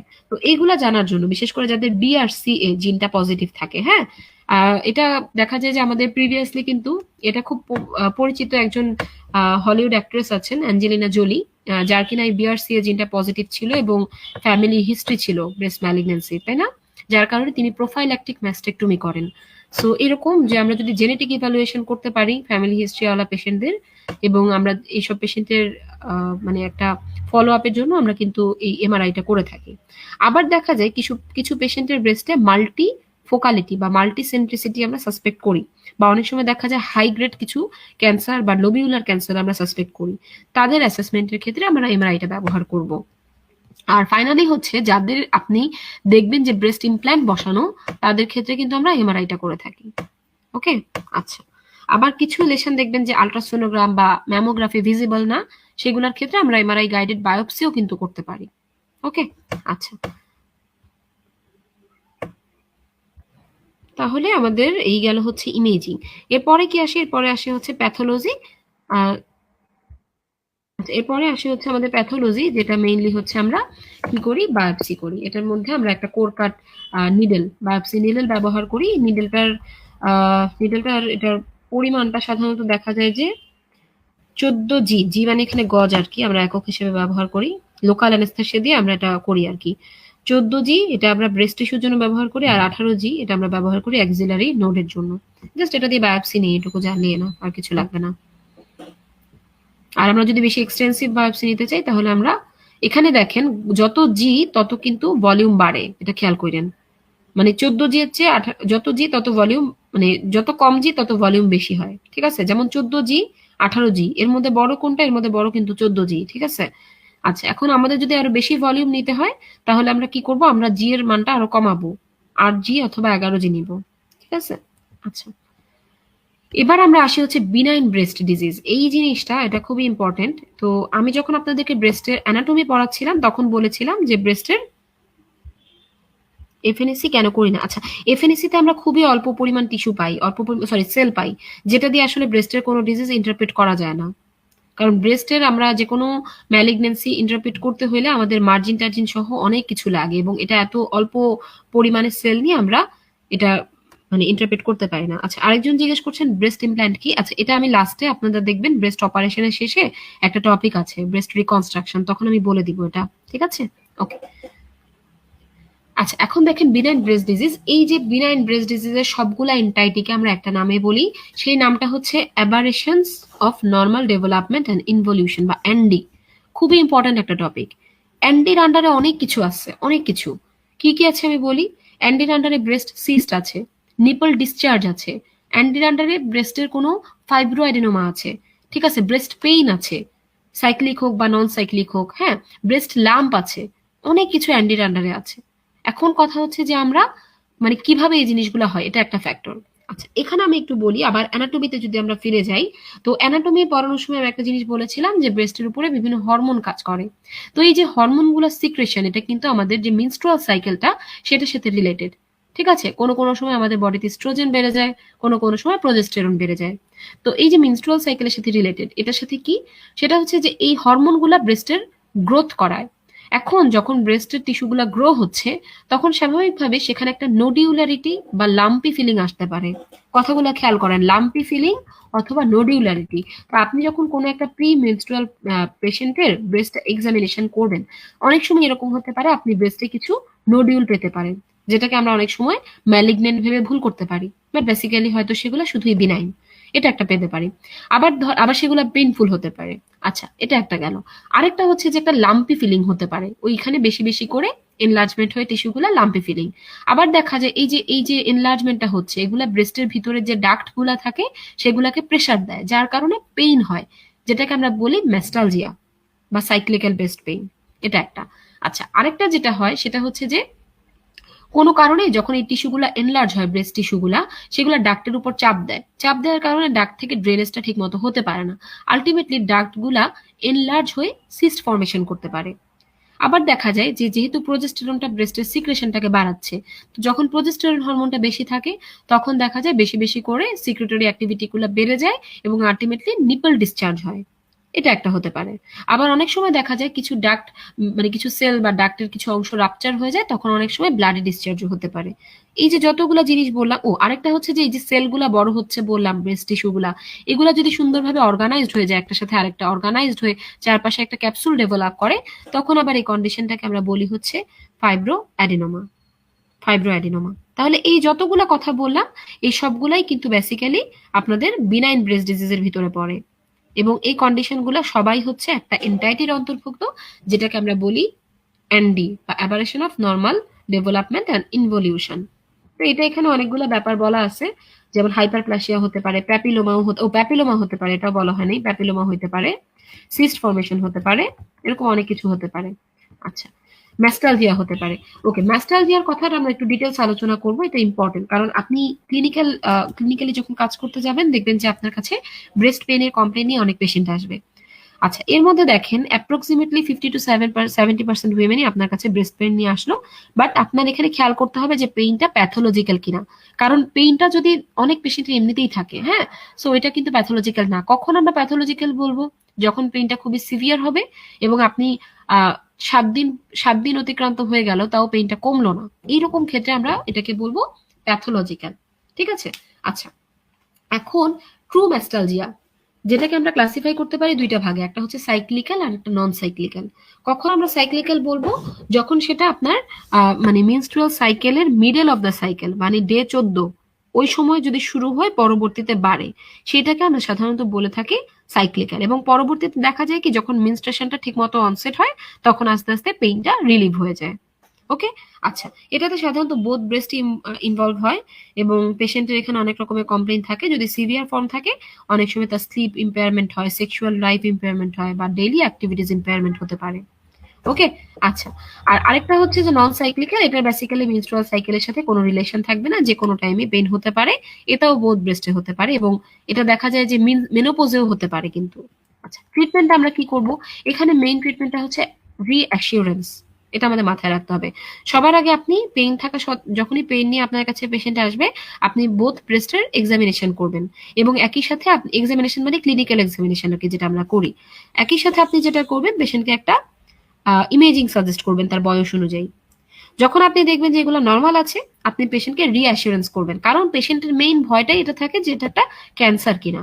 ঠিক আছে, তো আপনি পেশেন্টকে রিঅ্যাসুরেন্স করবেন। আরেকটা কাজ আপনি পেশেন্টকে দিবেন, সেটা হচ্ছে যে তার এটা সাইক্লিক্যাল নাকি নন সাইক্লিক্যাল সেটা বোঝার জন্য সে 1 মাস একটা পেইন চার্ট মেনটেন করবে। ঠিক আছে। আচ্ছা, আর আরেকটা হচ্ছে যে আপনি যখন ট্রিটমেন্টে যাবেন, ট্রিটমেন্টে জাস্ট কয়েকটা জিনিস, ওরকম বেশি কিছু না। 1 নম্বর ট্রিটমেন্টে আমি বললাম যে পেশেন্টের রিঅ্যাসুরেন্স আপনি করবেন। এর বাইরে আপনি কি করতে পারেন, একটা ব্রেস্ট সাপোর্টের জন্য স্পোর্টস ব্রা বা হচ্ছে একটা টাইট ব্রা সে দিনের বেলা ব্যবহার করবে। এর বাইরে কিছু মানে হার্বাল টাইপ মেডিকেশন আছে, কিছু নন এনএসাইড আছে, পেইন কমানোর জন্য অনেক সময় ব্যবহার করা হয়, ডাইক্লোফেনাক বা এই টাইপের যে কোনো অ্যান্টি ইনফ্লেমেটরি। এটা মুখেও খেতে পারে বা ক্রিম আকারেও ব্যবহার করতে পারে। আর যদি দেখা যায় যে মানে পেইনটা অনেক বেশি হয়, তখন দেখা যায় ট্যামোক্সিফেন বা ডানাজল এই জিনিসগুলা ব্যবহার করা যেতে পারে। ওকে। আর অনেক সময় আগের বইয়ে যেটা ছিল যে ওয়ার্ম একটা কম্প্রেশন দেওয়া হতে পারে। ঠিক আছে, ওয়ার্ম কাপড় দিয়ে বা হট ওয়াটার যেটা আমরা বলি থেরাপি, ওই জিনিসগুলো আমরা ব্যবহার করতে পারি। আচ্ছা, আরেকটা যেটা বললাম অ্যান্ডির একটা এন্টাইটি, সেটা হচ্ছে নোডিউলার বা লাম্পি ব্রেস্ট। এটা পেইনফুলও হতে পারে, পেইনলেসও হতে পারে। তো পেইনফুল হলে আমরা পেইনের জন্য ট্রিটমেন্ট যেভাবে বললাম সেই জিনিসটা করব। আর নোডিউলারিটি যদি থাকে বা লাম্প যদি থাকে, তখন আমরা সেই ট্রিপল অ্যাসেসমেন্টে চলে যাব। তো এটা আমাদের ক্লিয়ার, এখানে আশা করি কারো কোনো সমস্যা নাই। আচ্ছা, এখন ব্রেস্ট লাম্প, ব্রেস্ট লাম্পের ডিফারেন্সিয়ালস খুবই ইম্পর্টেন্ট। এটা সম্ভবত আপনাদের আগের এডিশনের বইয়ে ছিল না, আমি যতদূর জানি। এই বক্সটা খুব ইম্পর্টেন্ট, এটা একটু দাগায় নেন। ব্রেস্ট লাম্পের কজ কি কি, এটা 5th ইয়ার, 3rd ইয়ার, ইন্টার্ন, ইভেন যারা এফসিপিএস পার্ট 1 বা যে কোনো অ্যাডমিশন টেস্ট দিবেন তাদের সবার ক্ষেত্রে এটা ইম্পর্টেন্ট। প্রথম কথা হচ্ছে নন ইনফ্ল্যামেটরি কজ কি কি আছে এবং ইনফ্ল্যামেটরি কজ কি কি আছে, এভাবে আমরা ভাগ করব। এবং প্রত্যেকটা কজকে আমরা বিনাইন এবং ম্যালিগনেন্ট এই 2 ভাগে ভাগ করব। নন ইনফ্ল্যামেটরি ম্যালিগনেন্ট একটাই জিনিস, সেটা হচ্ছে কার্সিনোমা অফ দ্য ব্রেস্ট। আর ইনফ্ল্যামেটরি বিনাইন একটাই জিনিস, সেটা হচ্ছে ম্যালিগনেন্ট ফাইলোড। এবার আমরা আসি বিনাইনে। ঠিক আছে, ম্যালিগনেন্ট 2টা হয়ে গেল। বিনাইনে যদি আমরা আসি, নন ইনফ্ল্যামেটরির মধ্যে কি কি আছে দেখেন, ফাইব্রোঅ্যাডেনোমা আছে, ductal papilloma, phyllodes, hamartoma, galactocele, breast cyst, haematoma এবং ট্রমাটিক ফ্যাট নেক্রোসিস। এই যে কন্ডিশনগুলো আপনারা অ্যান্ডির মধ্যে পড়ছেন তার অনেকগুলাই কিন্তু এখানে আছে। ইনফ্ল্যামেটরির মধ্যে কি আছে, ব্রেস্ট অ্যাবসেস আছে। তার আগে একটা কন্ডিশন হয় যেটাকে আমরা বলি হচ্ছে ম্যাস্টাইটিস, যেটা এক ধরনের ব্রেস্ট সেলুলাইটিস, সেটা হতে পারে, অ্যান্টিবায়োমা হতে পারে। ঠিক আছে। আচ্ছা, ওকে, ব্রেস্ট সিস্ট এটাও দেখা যায় মানে অ্যান্ডিরই একটা মানে কন্ট্রিবিউটরি ফ্যাক্টর। তো এটা সাধারণত 35 থেকে 55 এই এজ গ্রুপে বেশি হয়। একটা পেইনলেস লাম্প নিয়ে পেশেন্ট আপনার কাছে আসতে পারে। এটা খুব বেশি দরকার নেই আপনার, জাস্ট এটা ট্রিটমেন্টের ক্ষেত্রে আমরা সাধারণত এটা অ্যাসপিরেট করে নেই, আর কিছু করি না। হ্যাঁ। আচ্ছা, গ্যালাক্টোসিল, এই যে আপনি বললাম সিস্টের কথা, এই সিস্টটাই যদি ধরেন কোনো একটা কারণে মিল্ক ফিল্ড হয়, তাহলে আমরা সেটাকে গ্যালাক্টোসিল বলি, আর কিছু না। এভাবে সহজভাবে মনে রাখেন। ঠিক আছে, যদি মিল্ক ফিল্ড একটা সিস্ট হয়, বিশেষ করে ল্যাকটেটিং পিরিয়ডে এটা হয়, আমরা এটাকে বলি কি, গ্যালাক্টোসিল। এটাও আমরা সাধারণত অ্যাসপিরেট করে নিয়ে আসি। ফাইব্রোঅ্যাডেনোমা বেশি ইম্পর্টেন্ট একটা জিনিস। এটার এটা একটু ভালো করে পড়বেন। এটা সাধারণত দেখা যায় ইয়াং এজের যে ফিমেলরা, তাদের ক্ষেত্রে এটা। আচ্ছা, আজকে সব গ্রিন হাইলাইটেড কেন? আচ্ছা, এটা হ্যাঁ, প্রথম দিকে যে অ্যানাটমি অংশ সেটা আমি পিঙ্কও করতে পারতাম, বাট আজকে গ্রিন করার কারণ হচ্ছে যে এই অ্যানাটমি অংশটা যতটা না অ্যানাটমি, তার চেয়ে বেশি প্যাথোলজি রিলেটেড। যেমন যখন অ্যানাটমির অংশটা পড়তেছিলাম আমরা, যে ডাক্টোলোবিউলার ইউনিট, ওইটার মেইন সিগনিফিকেন্সি হচ্ছে ওখানে ম্যালিগনেন্সি বেশি হয়, ওইটা আউটার আপার কোয়াড্রেন্টে বেশি থাকে। হ্যাঁ, এবং হচ্ছে ওই জায়গায় ব্রেস্টের যে কোনো ডিজিজ বেশি হয়। অ্যান্ডি কিভাবে রিলেটেড, এই জিনিসগুলো আপনার প্যাথোলজির সাথেও রিলেটেড, অ্যানাটমির সাথেও রিলেটেড। হ্যাঁ, এই কারণে এটাকে গ্রিন করা। আর আজকে বেসিক্যালি ফিজিওলজির কোনো অংশ ছিল না, যে কারণে। ঠিক আছে, বাট এটা খুব ভালো একটা জিনিস আপনি নোটিস করেছেন, ডেফিনেটলি। আচ্ছা, অ্যান্টিবায়োমাটা আমি আপনাকে ব্রেস্ট অ্যাবসেস বলার সময় বলছি। ওকে। আচ্ছা, ওকে। ফাইব্রোঅ্যাডেনোমার ক্ষেত্রে দেখা যায় যে একটা মানে ইয়াং ফিমেলদের বেশি হয়, বিশেষ করে 15 থেকে 25 বছর যাদের। এটা আর কিছুই না, এটা জাস্ট ব্রেস্টের যে নর্মাল লোবিউল গুলো আছে সেইখানকার টিস্যুর যদি কোনো কারণে হাইপারপ্লাসিয়া হয়। সাইজ খুবই ছোট, অনেক সময় 1 সেন্টিমিটারও হতে পারে, 2 থেকে 3 সেন্টিমিটার হতে পারে। এবং এটা একটা ইম্পর্টেন্ট জিনিস হচ্ছে এটা চারপাশে একটা ওয়েল ডিফাইন্ড ক্যাপসুল থাকে। আমরা জানি বিনাইন টিউমারের একটা কমন ক্রাইটেরিয়া হচ্ছে তার চারপাশে একটা ওয়েল ডিফাইন্ড ক্যাপসুল থাকে। আচ্ছা, আমি গত ক্লাসে একটা কথা বলেছিলাম, আপনাদের মনে আছে কিনা? যেসব বিনাইন টিউমারে ওয়েল ডিফাইন্ড ক্যাপসুল থাকে তাদের যদি আমরা কোনো অপারেশন করি, সেই অপারেশনটার নাম আমরা কি বলি বলেন তো? যেখানে আমরা ক্যাপসুল সহ টিউমারটাকে কেটে নিয়ে আসি, কি বলা হয় বলতে পারেন? গত ক্লাসে বলেছিলাম, কিন্তু একটু মনে করে দেখেন, ক্যাপসুলেটেড টিউমারকে আমরা কিভাবে অপারেশন করি ক্যাপসুল সহ যখন নিয়ে আসি।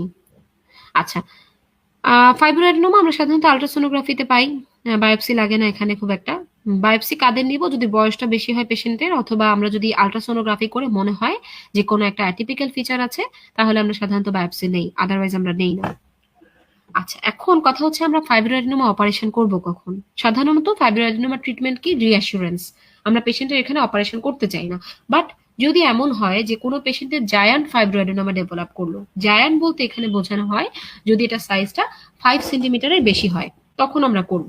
আবার যদি এটা র্যাপিডলি গ্রোয়িং হয় তখন আমরা করব, ঠিক আছে? এবং সাব মেমারি একটা ইনসিশন দিয়ে করব। আর আরেকটা হচ্ছে ইন্ডিকেশন কি কি দেখেন, যদি পেশেন্টের বয়স বেশি হয়, মানে 30 বছরের বেশি হয়, তখন কিন্তু আমাদের সাসপিশিয়াস থাকতে হয়। যদি পেশেন্টের ইমেজিং এ আমরা সাসপিশিয়াস ম্যালিগন্যান্সির ফিচার পাই, ঠিক আছে, অ্যাটিপিয়া যদি আমরা পাই, সাইজ যদি 5 সেন্টিমিটারের বেশি হয়, এটা তো আগেই বললাম, পেশেন্টের যদি family history of breast cancer থাকে, এবং অনেক সময় দেখা যায় কসমেটিক পারপাসেও পেশেন্ট চাইতে পারে, এইসব কন্ডিশনের ক্ষেত্রে আমরা বলবো হচ্ছে পেশেন্টের অপারেশন লাগবে। অপারেশনটার নাম এই মুহূর্তে আপনারা সবাই বলে ফেলেছেন, ইনিউক্লিয়েশন আমরা করে থাকি, মানে ক্যাপসুল সহ আমরা টিউমারটাকে নিয়ে আসি। এক্স্যাক্টলি। ওকে, তাহলে এই গেল হচ্ছে আমাদের এটা অপারেশন। ফাইলোডস, ফাইলোডসটা একটা ঝামেলা হচ্ছে, এটা খুব বড় একটা টিউমার, হ্যাঁ, এবং এটা বিনাইনও হতে পারে, ম্যালিগন্যান্টও হতে পারে। আচ্ছা, এর মধ্যে এটা সাধারণত পার্থক্য কিভাবে করব ফাইব্রোঅ্যাডেনোমা থেকে? একটা হচ্ছে এটা বয়স্ক ফিমেলদের বেশি হয়, মানে যাদের বয়স 30 বছরের বেশি, আর এটা ইয়াঙ্গারদেরও হইতে পারে। আর আরেকটা হচ্ছে খুব বড় এটা টিউমার হয়, বিশেষ করে এটা যে সারফেসটা থাকে এটা একদম আনইভেনলি বজেলেটেড, মানে একদম মানে খাপছাড়া খাপছাড়া ভাবে থাকে, উঁচু নিচু হয়ে থাকে আর কি, হ্যাঁ। আচ্ছা, এইটার ক্ষেত্রে ঝামেলা হচ্ছে এটা ম্যালিগনেন্সি হতে পারে, ম্যালিগনেন্ট ট্রান্সফরমেশন হতে পারে। তো এই ক্ষেত্রে আমরা যেটা করব, এটা ট্রিটমেন্ট হচ্ছে wide local excision. Wide local excision জিনিসটা কি? ধরেন এটা টিউমার, হ্যাঁ, এটা চারপাশে ভালো টিস্যু, আমরা ওয়াইড লোকাল এক্সিশন বলতে তার চারপাশে 2 সেন্টিমিটারের মতো মার্জিন রেখে টিউমার এবং কিছু হেলদি টিস্যু আমরা কেটে নিয়ে আসবো, এটাকে আমরা বলি হচ্ছে ওয়াইড লোকাল এক্সিশন। ওকে, আচ্ছা। আর আরেকটা যেটা বলা হয় যে যদি এটা রিকারেন্ট হয় তখন অনেক সময় আমাদের কিন্তু ম্যাস্টেকটমি করা লাগতে পারে। নিপল ইনভার্সন রিট্রাকশন খুব বেশি জরুরি না, ছবিগুলো একটু দেখে নেবেন, এবং ট্রিটমেন্টটাও তেমন কিছু না, অনেক সময় পুলিং করেই এটা ঠিক করে ফেলা যায়। ক্র্যাক নিপল, বিশেষ করে যারা ল্যাকটেটিং উইমেন, তাদের ক্ষেত্রে বাচ্চারা ল্যাকটেশনের কারণে অনেক সময় ক্র্যাক নিপল ডেভেলপ করে। প্যাপিলোমা, এটা আগেই বলা হয়েছে। রিটেনশন সিস্ট অফ মন্টোগমারি টিউবারকেল, এটা বললাম। এক্সিমা এবং প্যাজেটস ডিজিজ, এই জিনিসটা ইম্পর্টেন্ট, এটা ফিফথ ইয়ারে মনে হয় কার্ড কোশ্চেন হিসেবে ছিল, খুব ইম্পর্টেন্ট। আচ্ছা, এক্সিমা এবং প্যাচেস ডিজিজ, এটা দেখেন, খেয়াল করেন। ওকে, এক্সিমা হচ্ছে নিপল অ্যারিওলারই একটা রেয়ার কন্ডিশন, এবং সাধারণত এটা, খেয়াল করেন পয়েন্টগুলা, এটা বাইল্যাটারাল হয়, এটা একটা ইম্পর্টেন্ট জিনিস। এবং এক্সিমা মানে কি? এখানে পেশেন্টের প্রচুর ইচিং হবে। তো এইটার সাথে দেখা যায় বডির অন্যান্য জায়গায়ও কিছু এক্সিমা হয়, মানে অন্যান্য জায়গায় ইচিংটা থাকবে। আচ্ছা, আর আরেকটা যেটা যে দেখা যায় যে এটা আপনি যদি ট্রিটমেন্ট হিসেবে 1%, 0.1% বিটা মিথাসন স্কিন ক্রিম ব্যবহার করেন বা ময়শ্চারাইজিং সোপ ব্যবহার করেন, সাধারণত এটা ভালো হয়ে যায়। কিন্তু যদি দেখা যায় যে না, এটা ভালো হচ্ছে না, তখন আমাদের প্যাজেটস ডিজিজের কথা মাথায় আনতে হয়। এখন এই প্যাজেটস ডিজিজ জিনিসটা কি? এটাও বেসিক্যালি নিপলের একটা ডিজিজ, যেখানে নিপল ইরোশন হয়ে থাকে এবং খুবই আস্তে আস্তে করে দেখা যায় নিপলটা ডিস্ট্রাক্টেড হয়ে অ্যারিওলা পর্যন্ত চলে যেতে পারে। তো এইটাতে বেশি ঝামেলা হচ্ছে এটা আন্ডারলাইন কিন্তু একটা কার্সিনোমা ইনসিটু থাকতে পারে, মানে দেখা যায় বাইরে সে প্রেজেন্টেশন করছে প্যাজেট হিসেবে, কিন্তু ভিতরে তার একটা লাম্প আছে যেটা আমরা আপাত দৃষ্টিতে বুঝতে পারছি না। তো এটা জানার জন্য আমাদের কি করতে হবে? এটা জানার জন্য আমাদের ট্রিপল অ্যাসেসমেন্টে যেতে হবে আবার। এবং আরেকটা ঝামেলা হচ্ছে এটা অ্যাক্সিলারি লিম্ফ নোডেও মেটাস্টেসিস করে যেতে পারে। তো সবার আগে আমাদের প্যাজেট ডিজিজ পাইলেই, ও আরেকটা জিনিস হচ্ছে প্যাজেট ডিজিজে আমাদের মাথায় রাখতে হবে এখানে কিন্তু অন্যান্য জায়গায় এক্সিমার মতো ফিচার সাধারণত থাকে না, এটা একটা মেইন ক্রাইটেরিয়া এক্সিমা এবং প্যাজেট ডিজিজ এটাকে ডিফারেন্সিয়েট করার জন্য। আচ্ছা, তো আমাদের সবার আগে আন্ডারলাইং ম্যালিগনেন্সি আছে কিনা দেখতে হবে। যদি ম্যালিগনেন্সি না থাকে তাহলে আমরা কি করব? জাস্ট সেন্ট্রালি আমরা একটা কোর এক্সিশন করে নিয়ে আসব। এটা সাধারণত প্যাজেট ডিজিজ যেটা, এটা মিল্ক ডাক্ট থেকে হয়। তো আমরা ওই মিল্ক ডাক্টটাকে সুন্দর করে কেটে নিয়ে চলে আসবো চারপাশে চারপাশে কিছু টিস্যু সহ। ওকে, আর না, আর কিছু লাগবে না এখানে। আর যদি আন্ডারলাইং ম্যালিগনেন্সি আমরা চিন্তা করি, সেই ক্ষেত্রে আমরা ম্যাস্টেকটমি করব এবং লিম্ফ নোড ইনভলভমেন্ট কিনা সেই জিনিসটা আমরা দেখব। ওকে। নিপল ডিসচার্জটা অনেক রকমের হতে পারে। ক্লিয়ার সেরাস ডিসচার্জ হয়, যেটা এখানে তিনটা টাইপ আমরা পড়বো মেইনলি, হ্যাঁ, একটু পরে বক্সেও দেখবো। এই তিনটা টাইপ একটু ভালো করে খেয়াল করেন। যদি এমন হয় যে ক্লিয়ার সেরাস একটা ডিসচার্জ, এটা সাধারণত প্যাপিলোমা থেকে হয়, ঠিক আছে। আচ্ছা, আর আরেকটা যেটা, যে যদি এমন হয় যে ব্লাড স্টেইন ডিসচার্জ, এটা একটু রিস্কি। এটা অনেক সময় ডাক্ট প্যাপিলোমা, কার্সিনোমা, ডাক্ট টেকটিশিয়া এগুলো থেকে হতে পারে। আর ব্ল্যাক, গ্রিন বা মাডি কালারের ডিসচার্জ, এই ক্ষেত্রে আমাদের সাধারণত ডাক্ট টেকটিশিয়ার কথা মাথায় রাখতে হয়। আচ্ছা, আর গ্যালাক্টোরিয়া আমরা কখন বলি? যদি মিল্ক ডিসচার্জ হয় তখন। আচ্ছা, এখন দেখেন summary box 58.2 discharge from nipple, এটা একটু অবশ্যই পড়ে নেবেন। তো দুই ভাবে হতে পারে, একটা হচ্ছে সিঙ্গেল ডাক্ট থেকে হতে পারে, একটা হচ্ছে মাল্টিপল ডাক্ট থেকে হতে পারে, ঠিক আছে। মানে মোর দেন ওয়ান ডাক্ট। তো এটা কি কালার হলে কিরকম হবে, কি কি আমরা ডিফারেন্সিয়াল চিন্তা করবো, এটা একটু পড়ে নেবেন। হ্যাঁ, এটা আমি জাস্ট রিডিং পড়ে আর সময় নষ্ট না করে এটা একটু আপনারা পড়ে নেবেন। ডিফারেন্সিয়াল গুলো মাথায় রাখতে হবে আমাদের। এবার আমরা আসি ব্রেস্টের ইনফ্ল্যামেশন বা ইনফেক্টিভ কন্ডিশন গুলোতে। আমরা এখানে জেনেটিক কন্ডিশনে যাব না, অ্যামেজিয়া, পলিমেজিয়া এগুলো আপনারা বুঝবেন, জাস্ট রিডিং দিতে পারেন, দরকার নেই খুব একটা। আচ্ছা, ম্যাস্টাইটিস আমরা আসি, মানে ব্রেস্টের ইনফ্ল্যামেশন, বা এটাকে আমরা অন্যভাবে বলতে পারি সেলুলাইটিস অফ ব্রেস্ট। আচ্ছা, এটা অনেক সময় ইনফ্যান্টদের হতে পারে, এটা তেমন কোনো রিজন বলা নাই এখানে, আনকমন এটা। আচ্ছা, অনেক সময় এটা বড়দের হয়, বড়দের হলে সাধারণত দেখা যায় ল্যাকটেটিং উইমেনদের বেশি হয়, আমরা ওখানে ডিটেলস পড়বো এটা। আচ্ছা, ইনজুরি টু দ্য ব্রেস্ট, এটা একটা ইম্পর্টেন্ট জিনিস। বিশেষ করে আপনাকে যদি কোনো পেশেন্ট হিস্ট্রি দেয় যে তার একটা, মানে ব্রেস্টে একটা ইনজুরি আছে, মানে কোনো একটা হিস্ট্রি দিল যে কোনো একটা আঘাত পেয়েছে সে, সবার আগে আপনার দুইটা জিনিস মাথায় রাখতে হবে, একটা হচ্ছে হেমাটোমা আর একটা হচ্ছে ট্রমাটিক ফ্যাট নেক্রোসিস, ঠিক আছে। আচ্ছা, তো হেমাটোমাতে দেখা যায় কি যে একটা লাম্পের মতো নিয়ে প্রেজেন্ট করে, এবং এটা আসলে সহজে বোঝা যায় না যে এটা হেমাটোমা নাকি এটা ফ্যাট নেক্রোসিস, দুইটা প্রায় একই রকম ভাবে আপনার কাছে প্রেজেন্ট করবে। আর ট্রমাটিক ফ্যাট নেক্রোসিস, এটা আপনার কাছে পেশেন্টের প্রেজেন্টেশন এরকম হবে যে একটা স্টাউট মিডল এজড একটা উইমেন একটা হিস্ট্রি দিবে, একটা ব্লো হইছে, যার পরে একটা লাম্প ডেভেলপ করলো যেটা পেইনলেস। তো এটাতে সমস্যা হচ্ছে যে আপনি এটা কার্সিনোমা নাকি এটা ফ্যাট নেক্রোসিস নাকি এটা হেমাটোমা, এটা কিন্তু আমরা সহজে বের করতে পারি না। সেই ক্ষেত্রে আমাদের কি করতে হবে, অন্যান্য ফিচার দেখতে হবে পেশেন্টের, আর লাগলে আমরা দরকার হলে বায়োপসিও করব, কারণ শুধুমাত্র ট্রমার হিস্ট্রি দিয়ে কিন্তু আমরা ডায়াগনোসিস করতে পারবো না। কারণ এমনও হতে পারে যে পেশেন্টের ট্রমার হিস্ট্রি আছে ঠিকই, কিন্তু তার প্রিভিয়াসলি হয়তো কোনো একটা লাম্প ছিল, ঠিক আছে। সো অনেক রকমের টেকনিক্যালি আমাদের এটা চিন্তা করতে হবে, কারণ ব্রেস্টের ম্যালিগনেন্সিটা খুবই খুবই খুবই কমন। আচ্ছা, ইনফ্ল্যামেটরি কন্ডিশন যেগুলোর কথা বলছিলাম, ম্যাস্টাইটিস বা ইনফ্ল্যামেশন অফ দ্য ব্রেস্ট, এটাতে ইনফেকশন থাকতেও পারে, নাও থাকতে পারে।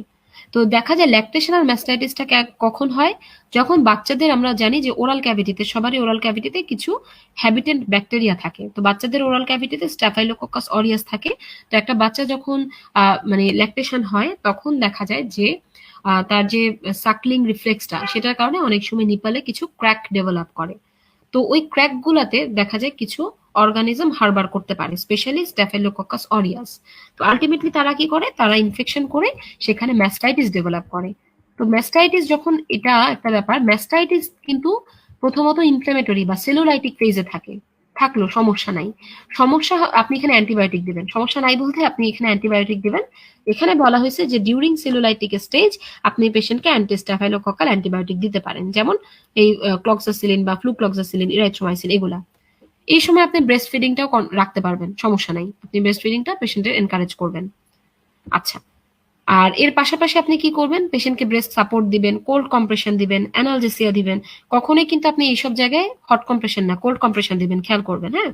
আচ্ছা, এখন যেটা ঝামেলা, যে আপনি দেখলেন যে আল্ট্রাসোনোগ্রাফিতে পাস দেখা যাচ্ছে, বা আপনি ক্লিনিক্যালি এক্সামিন করে দেখলেন পাস আছে, তার মানে আপনার ডায়াগনোসিসটা চেঞ্জ হয়ে যাবে।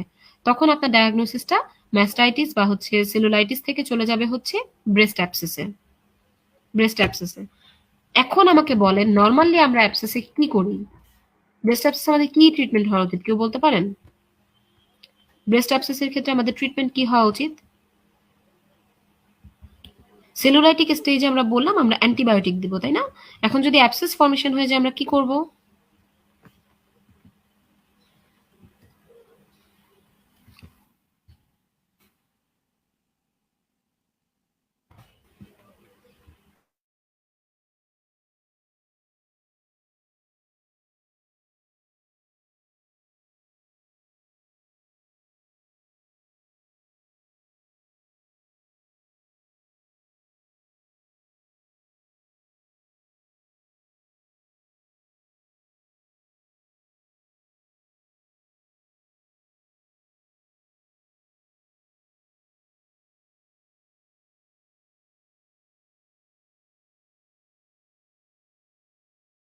আচ্ছা, অনেকেই বলছেন ইনসিশন অ্যান্ড ড্রেনেজ। আমরা ওভারঅল যে কোনো অ্যাবসেসে কিন্তু সাধারণত ইনসিশন অ্যান্ড ড্রেনেজ করে থাকি। এখানে একমাত্র এক্সেপশন হচ্ছে এই ব্রেস্ট অ্যাবসেস। হ্যাঁ, ব্রেস্ট অ্যাবসেসে আমরা সাধারণত ইনসিশন অ্যান্ড ড্রেনেজ করবো না। কেন করবো না সে কারণটাও বলি, কারণ আপনারা অলরেডি জানেন যে ব্রেস্টে অনেকগুলা মিল্ক ডাক্ট থাকে। তো আপনি যদি ওখানে ইনসিশন অ্যান্ড ড্রেনেজ দেন, সেখানে মিল্ক ডাক্ট কাটা পড়ে যাবে। কাটা পড়লে কি হবে, মিল্কটার সাথে স্কিনের যে একটা কাটা অংশটা, সেটার একটা অ্যাবনর্মাল কমিউনিকেশন ডেভেলপ করবে এবং আলটিমেটলি সেই জায়গাটায় কি হবে, মিল্ক ফিস্চুলা ডেভেলপ করতে পারে। আমি দেখাই দেবো একটু পরে, মিল্ক ফিস্চুলা ডেভেলপ করতে পারে। তো আপনি এটা করবেন না। আবার আপনি এখানে অ্যান্টিবায়োটিকও ইউজ করবেন না। ওই যে কে যেন জানতে চেয়েছিলেন যে অ্যান্টিবায়োমা কি। আপনি যদি একটা অ্যাবসেসে অ্যান্টিবায়োটিক মানে অ্যাবসেস ড্রেন না করে আপনি যদি অ্যান্টিবায়োটিক ব্যবহার করেন, তখন দেখা যায় যে ভিতরে যে পাসগুলো আছে, টিস্যুগুলো আছে, সেগুলো আস্তে আস্তে ফাইব্রোসিস হয়ে শক্ত হয়ে যায়। শক্ত হয়ে গিয়ে ওই জায়গাটা এমন শক্ত হয়ে যায় যে সেটা আপনি ব্যথাও থাকবে, সেটার পাজও ড্রেন করতে পারবেন না, কিছুই করতে পারবেন না। তখন দেখা যায় আলটিমেটলি ওই যে অ্যান্টিবায়োমা বা যে একটা লাম্পের মতো অংশ ফর্মেশন হয়েছে, সেটা কেটে নিয়ে বের করে আনতে হয়। তো এটা একটা খারাপ কন্ডিশন। এই কারণে বলা হয় যে কোনো একটা অ্যাবসেসে আপনি পাস ড্রেন না করে অ্যান্টিবায়োটিক দিবেন না, দিলে অ্যান্টিবায়োমা ফর্মেশন হবে। আচ্ছা, এখন দেখেন তাহলে আপনি করবেনটা কি। আপনি পাস ড্রেনও করতে পারছেন না, আপনার এখানে একটাই উপায়, সেটা হচ্ছে আপনি নিডেল দিয়ে এই একটা মানে অ্যাসপিরেট করবেন। এটাকে বলা হয় repeated aspiration with needle. Repeated aspiration with needle with antibiotic coverage. আপনি নিডল দিয়ে অ্যাসপিরেশন করবেন, করার পরে আপনি অ্যান্টিবায়োটিক কাভারেজটা দিবেন। এখানে আরেকটা জিনিস হচ্ছে, আপনি যখন অ্যাসপিরেট করবেন তখন আপনি অ্যাসপিরেশনটা কালচার সেন্সিটিভিটির জন্য পাঠাবেন, কারণ আপনার জানতে হবে কোন অ্যান্টিবায়োটিক আপনি ব্যবহার করবেন। ওকে, আচ্ছা। আর এই অ্যাসপিরেশনটা আমাদের দেশে সাধারণত আমরা সরাসরি নিপল অ্যাসপিরেশন করে থাকি, বাট বাইরের কান্ট্রিতে বা যদি সুযোগ থাকে অবশ্যই আল্ট্রাসোনোগ্রাফি, আমাদের প্রাইভেট মেডিকেল বা অন্যান্য জায়গায় যদি সুযোগ থাকে আমরা সেখানে আল্ট্রাসোনোগ্রাফি করে বা সোনো গাইডেড করব। ঠিক আছে, ওকে। তাহলে এটা গেল হচ্ছে আমাদের অ্যাবসেসের ম্যানেজমেন্ট। এখন আরো কিছু ঝামেলা আছে এই রিলেটেড। হ্যাঁ, আচ্ছা, ও আরেকটা যেটা বললাম যে দেখেন নন হিলিং মিল্ক ফিস্চুলা হতে পারে যদি আমরা ইনসিশন ড্রেনেজ দেই। এখন ধরেন অ্যাবসেসটা যদি মোর দেন 3 সেন্টিমিটার হয় এবং এটার ভিতরে যদি 30 ml এর বেশি পাস থাকে, তখন তো আমরা শুধুমাত্র নিডেল অ্যাসপিরেশন করে কতবার করব, একটা নিডেল কতটুকু, ধরেন 10 ml একটা নিডেলে ধরে, তাই না? তো আপনি 10 ml বারবার করে কি আপনি তার 30 ml পাস বারবার করে ড্রেন করবেন? তাহলে তো অনেকগুলো ইনজুরি হচ্ছে তার, তাই না? এই ক্ষেত্রে একটা সিস্টেম হচ্ছে যে একটা ভ্যাকুয়াম, এটা নতুন, এটা আপনাদের আগের বইয়ে কিন্তু নাই। একটা ভ্যাকুয়াম সাকশন ক্যাথেটার আপনি আল্ট্রাসোনো গাইডেড ভাবে পাস ড্রেন করার জন্য ভিতরে দিয়ে আসবেন, অ্যাবসেস ক্যাভিটির ভিতরে দিয়ে আসবেন। ওকে, আচ্ছা।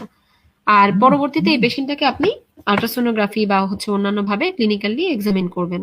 ওকে, তো এইটা করাতে যেটা হবে, ভিতরে যদি কোনো রেসিডুয়াল কালেকশন থাকে সবগুলোই আলটিমেটলি সাকশনের মাধ্যমে বের হয়ে চলে আসবে। ওকে, আর পরবর্তীতে আপনি অ্যান্টিবায়োটিক দিবেন কালচার রিপোর্ট অনুযায়ী, সেটা ঠিক আছে। আচ্ছা, তাহলে এই গেল হচ্ছে কথা। আর অ্যান্টিবায়োটিক কতদিন দিবেন? সাধারণত আমরা 14 দিন পর্যন্ত দিয়ে থাকি। ওকে, এখানে ছবিটা দেখেন, এই যে দেখেন এখানে একটা সাকশন ড্রেনেজ ব্যবহার করা হয়েছে। আর দেখেন পেশেন্ট কিন্তু ব্রেস্ট ফিডিং করাচ্ছে, কোনো ঝামেলা নাই। ঠিক আছে,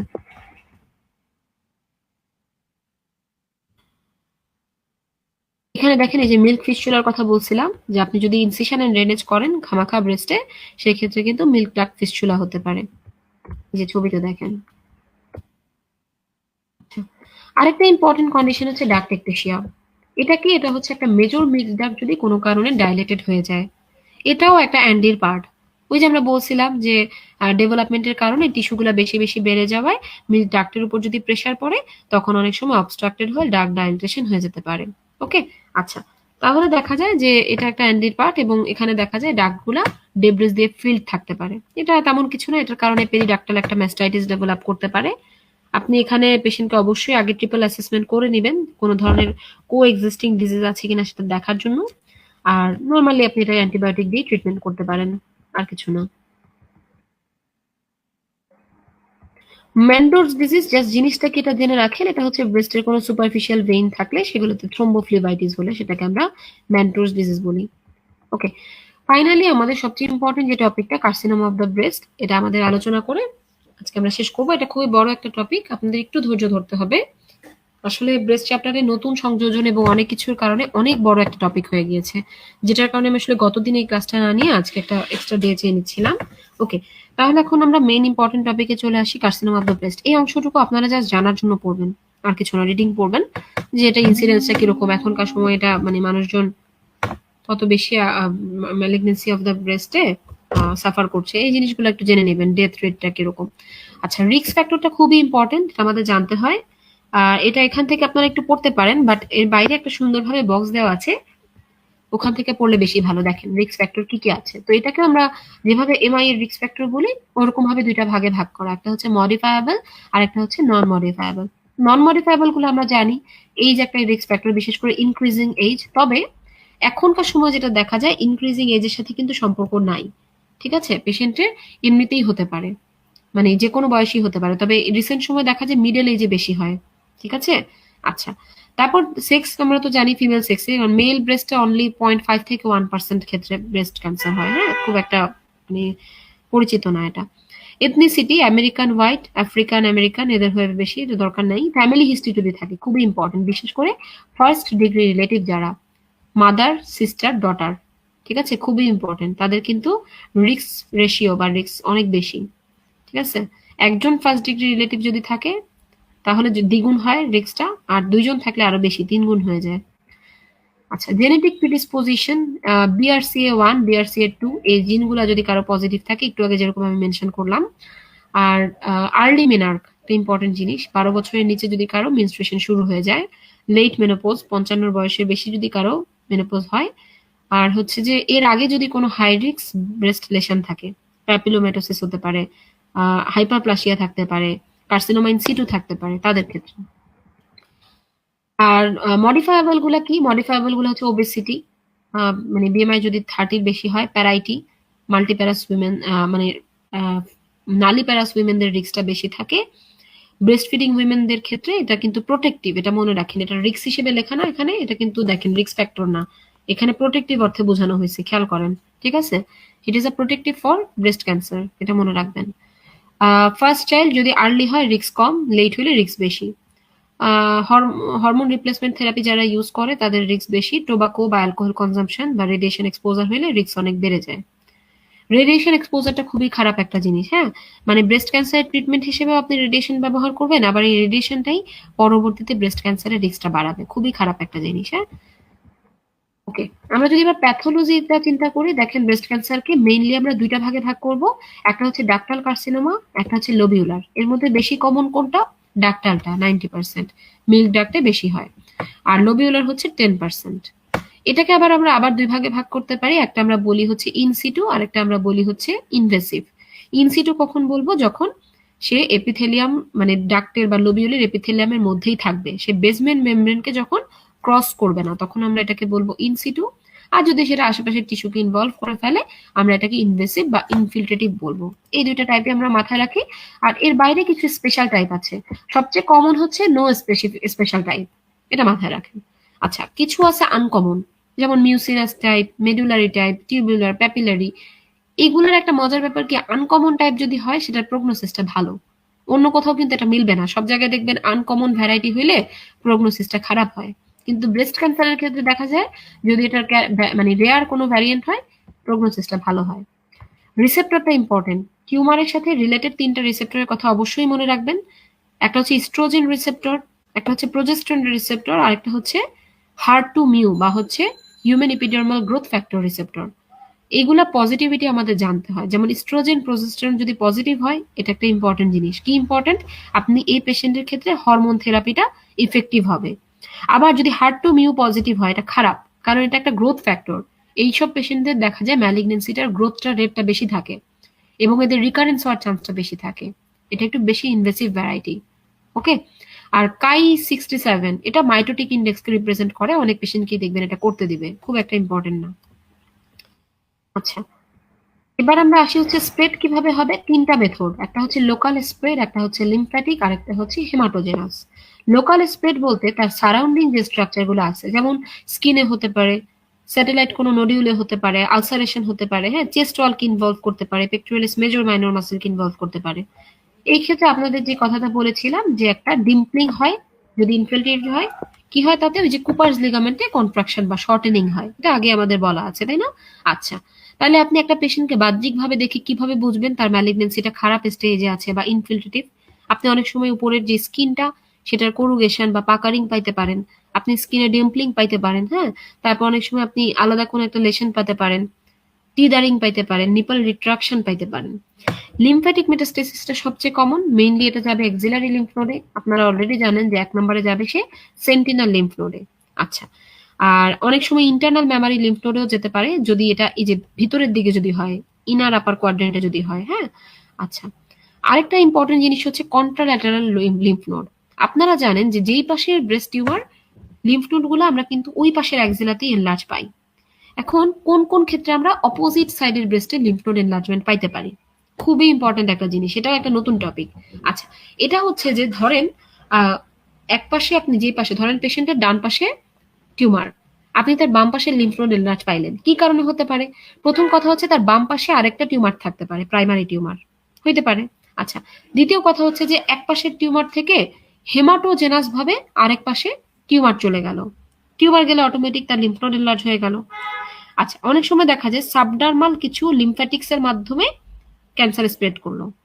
আবার এক ব্রেস্টের থেকে ক্যান্সারটা ইন্টারনাল মেমারি নোড দিয়ে, ইন্টারকানেক্টিং লিম্ফ নোড দিয়ে অন্য যে ব্রেস্ট সেটার লিম্ফ নোডে চলে গেল। ঠিক আছে?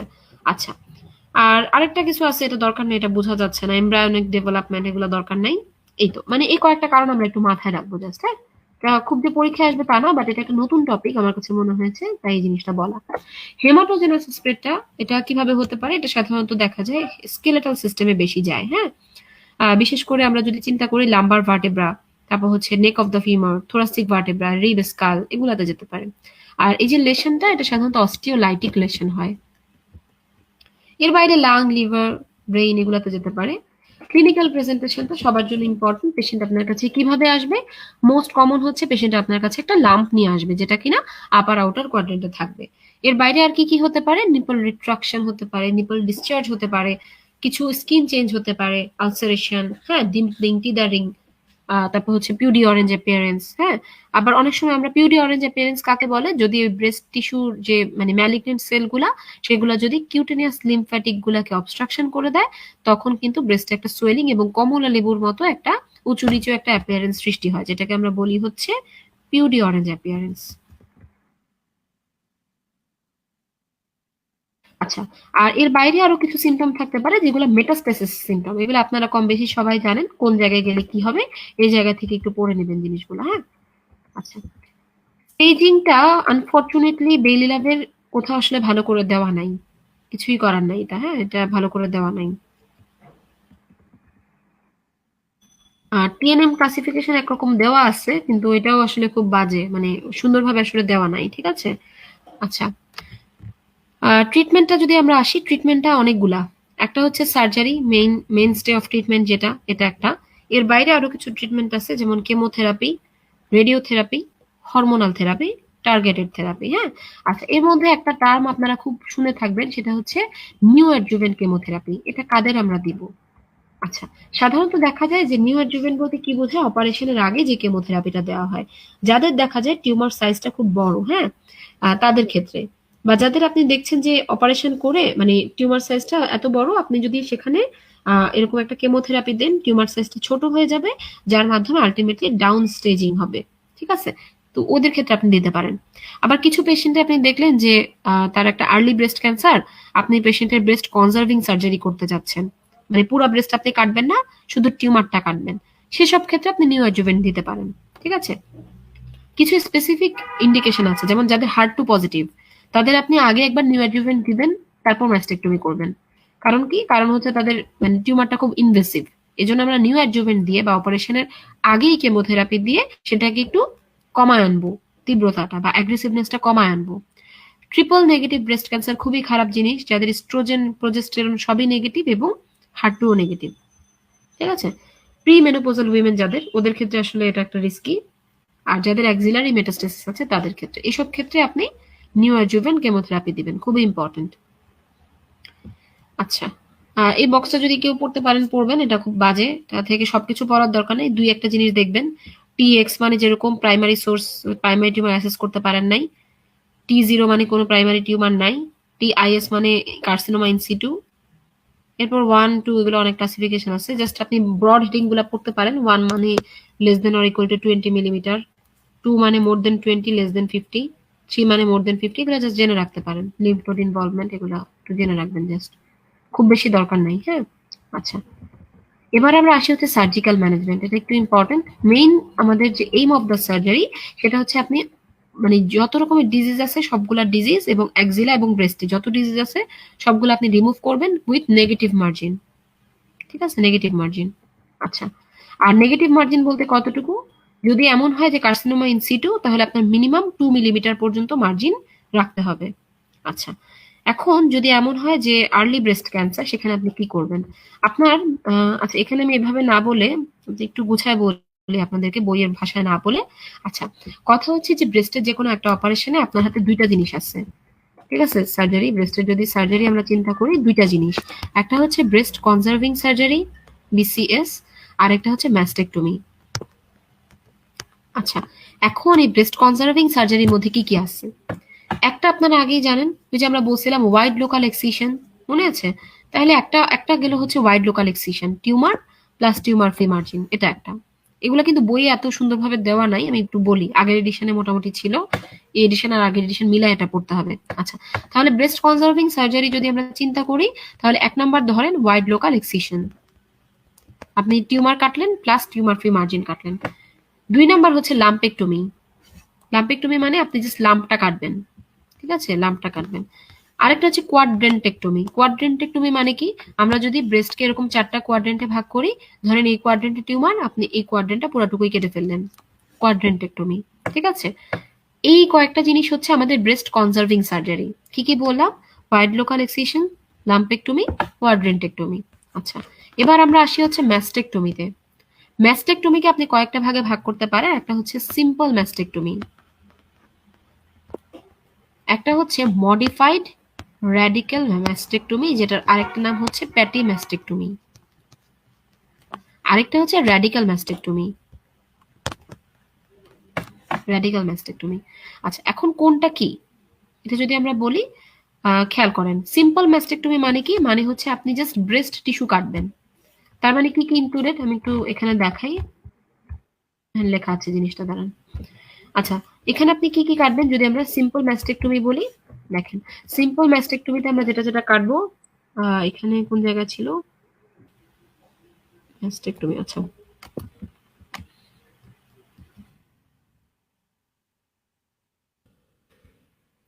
এখানে হচ্ছে আপনি পুরা breast tissue, entire breast tissue কাটবেন। যে জায়গাটায় টিউমার ছিল তার উপরে যে স্কিনটা সেটা রিমুভ করবেন, নিপল অ্যারিওলা কমপ্লেক্স রিমুভ করবেন, অ্যাক্সিলারি টেল রিমুভ করবেন। এটা গেল হচ্ছে সিম্পল ম্যাস্টেকটমি।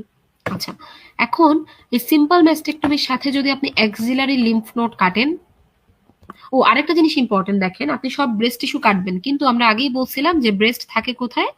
পেক্টোরালিস ফাসার উপরে। তো পেক্টোরালিস ফাসাটা অনেক সময় ইনভলভ হয়ে যায়, তো এই কারণে আপনার এই সবকিছু টিস্যু কাটার সাথে সাথে পেক্টোরালিস ফাসাটা আপনি কাটবেন। এইটুকু পর্যন্ত হচ্ছে আপনার সিম্পল ম্যাস্টেকটমি। এইটার সাথে যদি আপনি অ্যাক্সিলারি লিম্ফ নোড কাটেন, সেটাকে বলা হবে হচ্ছে মডিফাইড র্যাডিক্যাল ম্যাস্টেকটমি বা এমআরএম বা প্যাটি ম্যাস্টেকটমি। এর সাথে যদি আপনি মাসেল কাটেন, মানে পেক্টোরালিস মেজর এবং মাইনর মাসেল কাটেন, তাহলে সেটাকে বলা হবে হচ্ছে র্যাডিক্যাল ম্যাস্টেকটমি, যেটা এখন প্রায় বিলুপ্ত, কাটা হয় না।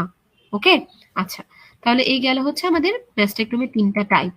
আচ্ছা, এর বাইরে আরেকটা বলা হয়ে থাকে nipple and skin sparing mastectomy, মানে আপনি সবই কাটবেন বাট নিপল এবং স্কিনটাকে প্রিজার্ভ করবেন। এটা আসলে কিছু করার নেই, এটা কখন আপনি করতে পারবেন? যদি এমন হয় যে স্কিন থেকে 1 সেন্টিমিটারের বেশি দূরে এবং নিপল থেকে 2 সেন্টিমিটারের বেশি দূরে টিউমারটার লোকেশন হয়, তাহলে আপনি শুধু পারবেন, আদারওয়াইজ পারবেন না। ওকে, তাহলে এই গেল হচ্ছে আমাদের ক্লাসিফিকেশন গুলো। আরেকটা জিনিস ইম্পর্টেন্ট, যে আপনি কখন ডিসিশন নেবেন যে আপনি ব্রেস্ট কনজার্ভিং সার্জারি না করে ম্যাস্টেকটমি করবেন, এটা একটা ইম্পর্টেন্ট প্রশ্ন। এটা স্বাভাবিক, তাই না? যে আপনাকে আমি অপশন দিলাম যে আপনি ব্রেস্ট কনজার্ভিং করতে পারেন, আপনি শুধু লাম্প কাটতে পারেন, ওয়াইড লোকাল এক্সিশন দিতে পারেন, আপনি কোয়াড্রেন্টেক্টমি করতে পারেন, তাহলে কেন আমরা ম্যাস্টেকটমি করব, বা কোন কোন ক্ষেত্রে আমরা ম্যাস্টেকটমি করব? এইখানে দেখেন, যদি এমন হয় টিউমারটা লার্জ, লার্জ বলতে কতটুকু? স্মল ব্রেস্টে যদি লার্জ টিউমার হয় সেটা, ঠিক আছে, স্মল ব্রেস্টে যদি লার্জ টিউমার, মানে টিউমারের ব্রেস্টের সাইজ অনুযায়ী যদি টিউমারের সাইজটা বড় হয়। আরেকটা হচ্ছে টিউমারটা যদি মাল্টিসেন্ট্রিক হয়, মাল্টিসেন্ট্রিক যদি হয়, যদি টিউমারের সাথে মাইক্রো ক্যালসিফিকেশন থাকে, আপনি এটা ম্যামোগ্রাফি করে পাবেন। হ্যাঁ, আবার আরেকটা ইম্পর্টেন্ট জিনিস হচ্ছে বিআরসিএ পজিটিভ ক্যান্সার, কারণ এদের লোকাল রিকারেন্স বেশি হয়, ঠিক আছে।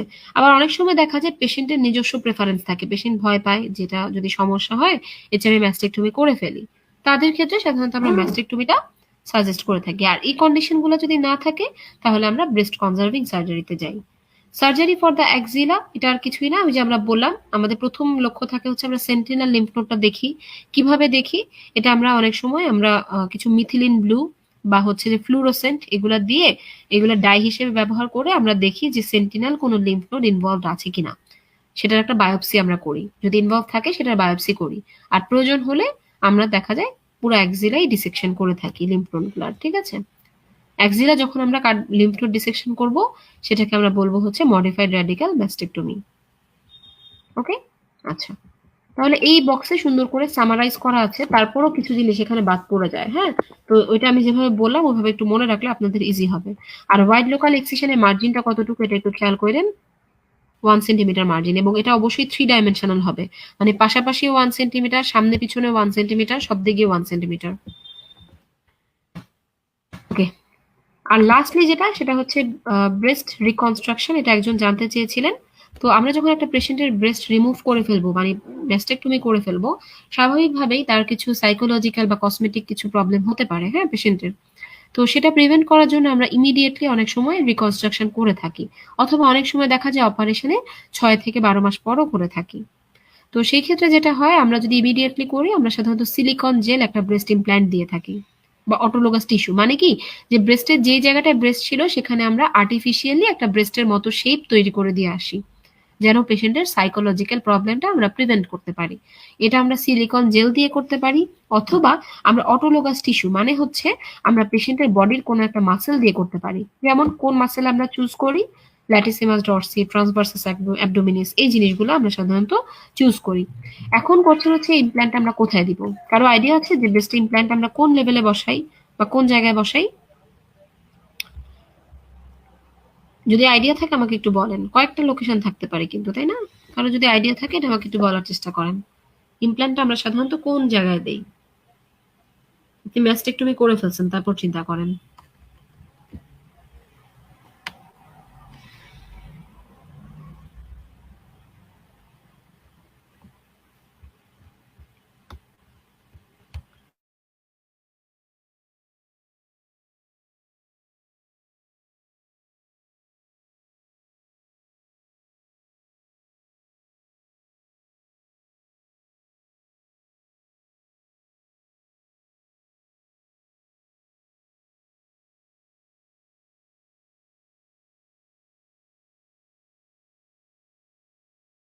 এটা আচ্ছা, এটা যদি কারো সন্দেহ থাকে বা কারো কোনো কনফিউশন থাকে তাহলে আমি আরেকটু ক্লিয়ার করি। যে আপনি এটা আমাকে বলেন যে পেক্টোরালিস মেজর মাসেলের উপরে দিব না নিচে দিব ইমপ্ল্যান্টটা?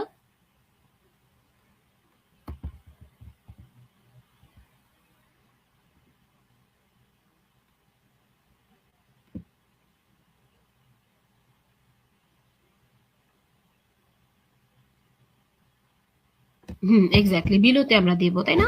কারণ দেখেন স্বাভাবিক, আপনি তো সরাসরি ইমপ্ল্যান্টটা রাখতে পারবেন না যেহেতু পেশেন্টের স্কিন নাই, নিপল আরিওলা কমপ্লেক্স নাই। সো আপনি যদি পেক্টোরালিস মেজর মাসেলের নিচে দেন তাহলে কি হবে, তাহলে এটা শেপটা অনেকটা কনসিডারেবল একটা পর্যায়ে যাবে, কসমেটিক পারপাসটা সার্ভ হবে। এবং সামনে কোনো সাপোর্ট না থাকলে আপনি ইমপ্ল্যান্টটা রাখবেন কিভাবে, তাই না? তো আপনি মাসেলের নিচে যদি দেন, ঠিক আছে, সাব পেক্টোরাল বা পেক্টোরালিস মেজর মাসেলের নিচে যদি দেন তাহলে সে ঠিক জায়গা মতো থাকবে। ওকে, আচ্ছা। আর লাস্টলি হচ্ছে আপনি মানে সার্জারির পাশাপাশি আর কি কি ট্রিটমেন্ট আছে সেই জিনিসগুলো বলা আছে, এটা একটু দেখতে পারেন, ইম্পর্টেন্ট কিছু না। সার্জারির পাশাপাশি আপনি আর কি কি করতে পারেন? কেমোথেরাপি দিতে পারেন, রেডিওথেরাপি দিতে পারেন, এবং হরমোন থেরাপি দিতে পারেন ইস্ট্রোজেন প্রোজেস্টেরন দিয়ে। আর এর বাইরে ফলো আপ কিভাবে হবে? সাধারণত every 3 months patient clinical examination হবে প্রথম 2 বছর পর্যন্ত, ঠিক আছে।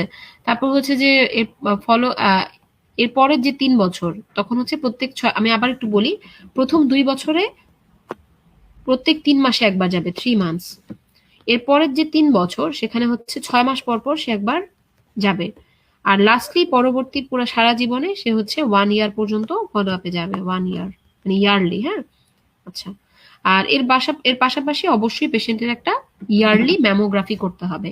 এবং যাদের ক্ষেত্রে ওই ইন্ডিকেশন গুলা ছিল, ইমপ্ল্যান্ট হোক বা হচ্ছে family history, genetic mutation, BRCA positive, তাদের ক্ষেত্রে সাধারণত এমআরআই করে ফলো আপ করব। ওকে? আচ্ছা। তাহলে আমাদের পড়া মোটামুটি এখানে শেষ। খুবই ইম্পর্টেন্ট এবং খুবই কঠিন একটা টপিক আমরা পড়ে ফেললাম, তাই না? এর বাইরে আপনারা এখান থেকে জাস্ট মেল ব্রেস্টের ব্যাপারটা একটু দেখে নেবেন। Carcinoma of the male breast একবার জাস্ট একটু রিডিং দিবেন। অনেক বড় একটা টপিক এবং আপনাদের সম্ভবত এফসিপিএস পার্ট 1 পরীক্ষা জুলাই অথবা জানুয়ারি, ঠিক মনে নাই। জুলাই অথবা জানুয়ারি ওই সেশনে এই একটা চ্যাপ্টার থেকে 3টা কোশ্চেন আসছিল। ঠিক আছে? সো এটা খুবই ইম্পর্টেন্ট একটা চ্যাপ্টার, হ্যাঁ? আর আপনাদের নতুন এডিশনের বই আসলে অনেক সংযোজন হয়েছে, অনেক পরিমার্জন পরিবর্তন হয়েছে। সো আমি এই জিনিসগুলো বলে দেওয়ার চেষ্টা করলাম। এক্সট্রা আমি 2টা কথা বললাম, আপনি প্রিভিয়াস বই থেকে 2টা জিনিস শুধু পড়বেন। একটা হচ্ছে অ্যান্ডিটা পড়বেন, এটা একটা। আর আরেকটা হচ্ছে যে আপনি সার্জারির যে পার্টটা আছে, ব্রেস্ট ম্যালিগনেন্সির সার্জারির যে পার্টটা এবং সার্জারি, কেমোথেরাপি, রেডিওথেরাপি, মানে ট্রিটমেন্ট পার্টটা, ওইটা আপনি একটু পুরান এডিশনের বই থেকে দেখবেন। ওকে? আচ্ছা, বিসিএস এর ফুল ফর্মটা হচ্ছে breast conserving surgery, breast conserving surgery. Okay? আচ্ছা, এখন আমাকে একটু বলেন যে আপনাদের আজকের পড়ায় কারো কোনো কনফিউশন আছে কিনা, কিংবা কারো কোনো কোশ্চেন আছে কিনা। আর আপনাদেরকে অনেক ধন্যবাদ, আপনারা খুবই অ্যাক্টিভলি পার্টিসিপেশনের মাধ্যমে আজকের ক্লাসটা করেছেন। আমি জানি না যে আপনারা মানে কে কোন লেভেলে আছেন, মানে আপনারা মানে এফসিপি কোনো এন্ট্রান্স এক্সাম দিবেন নাকি ইন্টার্ন নাকি ফিফথ ইয়ার, আমার ঠিক আইডিয়া নাই। তো তারপরেও আপনাদেরকে অনেক ধন্যবাদ, আপনারা খুব সুন্দরভাবে পার্টিসিপেশনের মাধ্যমে ছিলেন।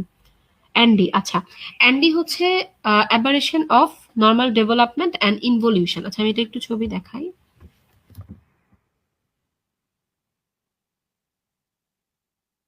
আমি অ্যান্ডির ওই পেজটাতে যাই, হ্যাঁ, আমি তারপর বলছি।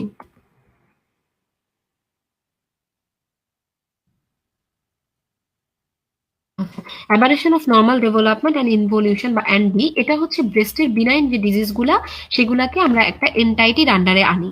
কারণ ব্রেস্টে কিন্তু ম্যালিগনেন্সিটার থেকে আমাদের বিনাইন ডিজিজগুলা সেপারেট করতে হয়, ঠিক আছে? তো এই হেডিং এর আন্ডারে এনে আমরা কি বুঝি? অ্যানাটমি পড়ানোর সময় আমি একটা জিনিস বলছিলাম যে আমাদের যে ব্রেস্টের ডাক্ট, লোবিউল, এগুলা ডেভেলপমেন্ট করার পেছনে কিছু হরমোন দায়ী, স্পেশালি ইস্ট্রোজেন এবং প্রজেস্টেরন হরমোন, হ্যাঁ? তো আমাদের মিনস্ট্রুয়াল সাইকেলের বিভিন্ন ফেজে এই ইস্ট্রোজেন এবং প্রজেস্টেরন হরমোনগুলার কনসেন্ট্রেশন কিন্তু সমান থাকে না। কখনো কখনো ইস্ট্রোজেন এবং প্রজেস্টেরন বেড়ে যায়। তো যেই সময় ইস্ট্রোজেন এবং প্রজেস্টেরন বাড়ে, তখন এই ব্রেস্ট টিস্যুর উপর বিভিন্নভাবে চেঞ্জগুলো হতে পারে। যেমন কারো কারো ক্ষেত্রে দেখা যায় যে ব্রেস্ট টিস্যু বেশি বেশি করে ডেভেলপমেন্ট হচ্ছে, সেই ক্ষেত্রে ব্রেস্টটা এনলার্জ হয়ে যেতে পারে, হ্যাঁ? তো ব্রেস্ট এনলার্জ হয়ে গেলে তার এমনি এমনি এনলার্জ হবে না, তার ভিতরে কিছু আপনার ফাইব্রোসিস হতে পারে। ঠিক আছে? তারপর হচ্ছে তার ভিতরে কিছু লাম্প লাম্প টাইপের হতে পারে, একটু ফোলা অংশ মনে হতে পারে। নোডিউলারিটি থাকতে পারে। আপনি যখন একটা প্রি মেনস্ট্রুয়াল পিরিয়ডে একটা মানুষকে আপনি এক্সামিন করলেন, মানে মেনস্ট্রুয়েশন শুরু হবে তার কিছুদিন আগে, তখন দেখবেন অনেক সময় সেই জায়গাটা নোডিউলারিটি থাকতে পারে, পেইন থাকতে পারে। পেইনটা কেন হয়? কারণ টিস্যুগুলা বেশি গ্রোথ হয়ে গেলে মিল্ক ডাক্ট যেটা থাকে সেটার উপর একটা প্রেসার ক্রিয়েট করে, যার কারণে পেইন হতে পারে। আচ্ছা, তাহলে নোডুলারিটি গেল, পেইন গেল, ম্যাস্টালজিয়া হতে পারে। আচ্ছা, আরেকটা হচ্ছে এই যে ছোট ছোট সেলগুলা যে এনলার্জমেন্ট হচ্ছে, এগুলা যদি একটা ক্লাস্টার ফর্মেশন করে চারপাশে একটা ক্যাপসুলেটেড হয়ে যায়, অর্গানাইজড হয়ে যায়, সেটাকে আমরা বলি হচ্ছে ফাইব্রো অ্যাডিনোমা। এটা একটা হতে পারে। আবার অনেক সময় দেখা যায় ডাক্টের উপরে কম্প্রেশন পড়ার কারণে ডাক্টটা অবস্ট্রাক্টেড হয়ে গেল। ডাক্টের উপর কম্প্রেশন পড়ার কারণে এই জায়গাটুকু একটা মানে ডাক্টের এক পাশে অবস্ট্রাক্টেড হয়ে আরেক পাশে ফুলে যাবে। এই জায়গাটায় তখন সিস্ট ফর্মেশন হয়, এখানে ফ্লুইড কালেকশন হতে থাকে। ঠিক আছে? তো আর আরেকটা হচ্ছে যে ডিসচার্জ, যেহেতু আমাদের প্রোজেস্টেরনটা বেড়ে যায়, প্রোজেস্টেরন কি করে? ব্রেস্টের সিক্রেশনটা বাড়ায় দেয়। তো এই কারণে দেখা যায় যে অনেক সময় সিক্রেশন বেশি হওয়ার কারণে নিপল ডিসচার্জ হতে পারে। আবার অনেক সময় কিছু অংশ ভেঙে চুরে যায় এই যে এই ডাক্টের এই জায়গাগুলোতে, তখন অনেক সময় হেমোরেজ বা হচ্ছে ব্লাডি ডিসচার্জ হতে পারে।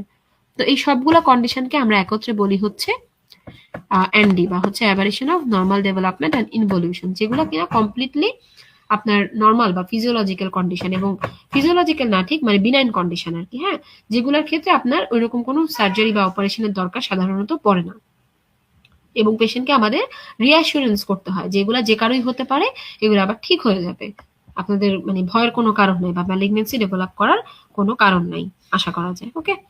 আচ্ছা, এখন ক্লিয়ার হয়েছে কি? ওকে, আর কারো কোনো কোশ্চেন আছে?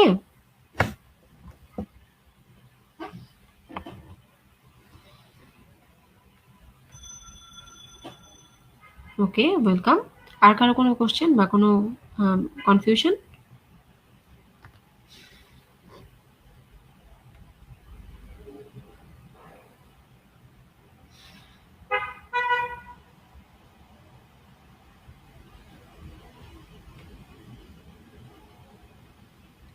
ওকে, তাহলে সবাইকে অনেক অনেক থ্যাঙ্কস আপনাদের অ্যাক্টিভ পার্টিসিপেশনের জন্য।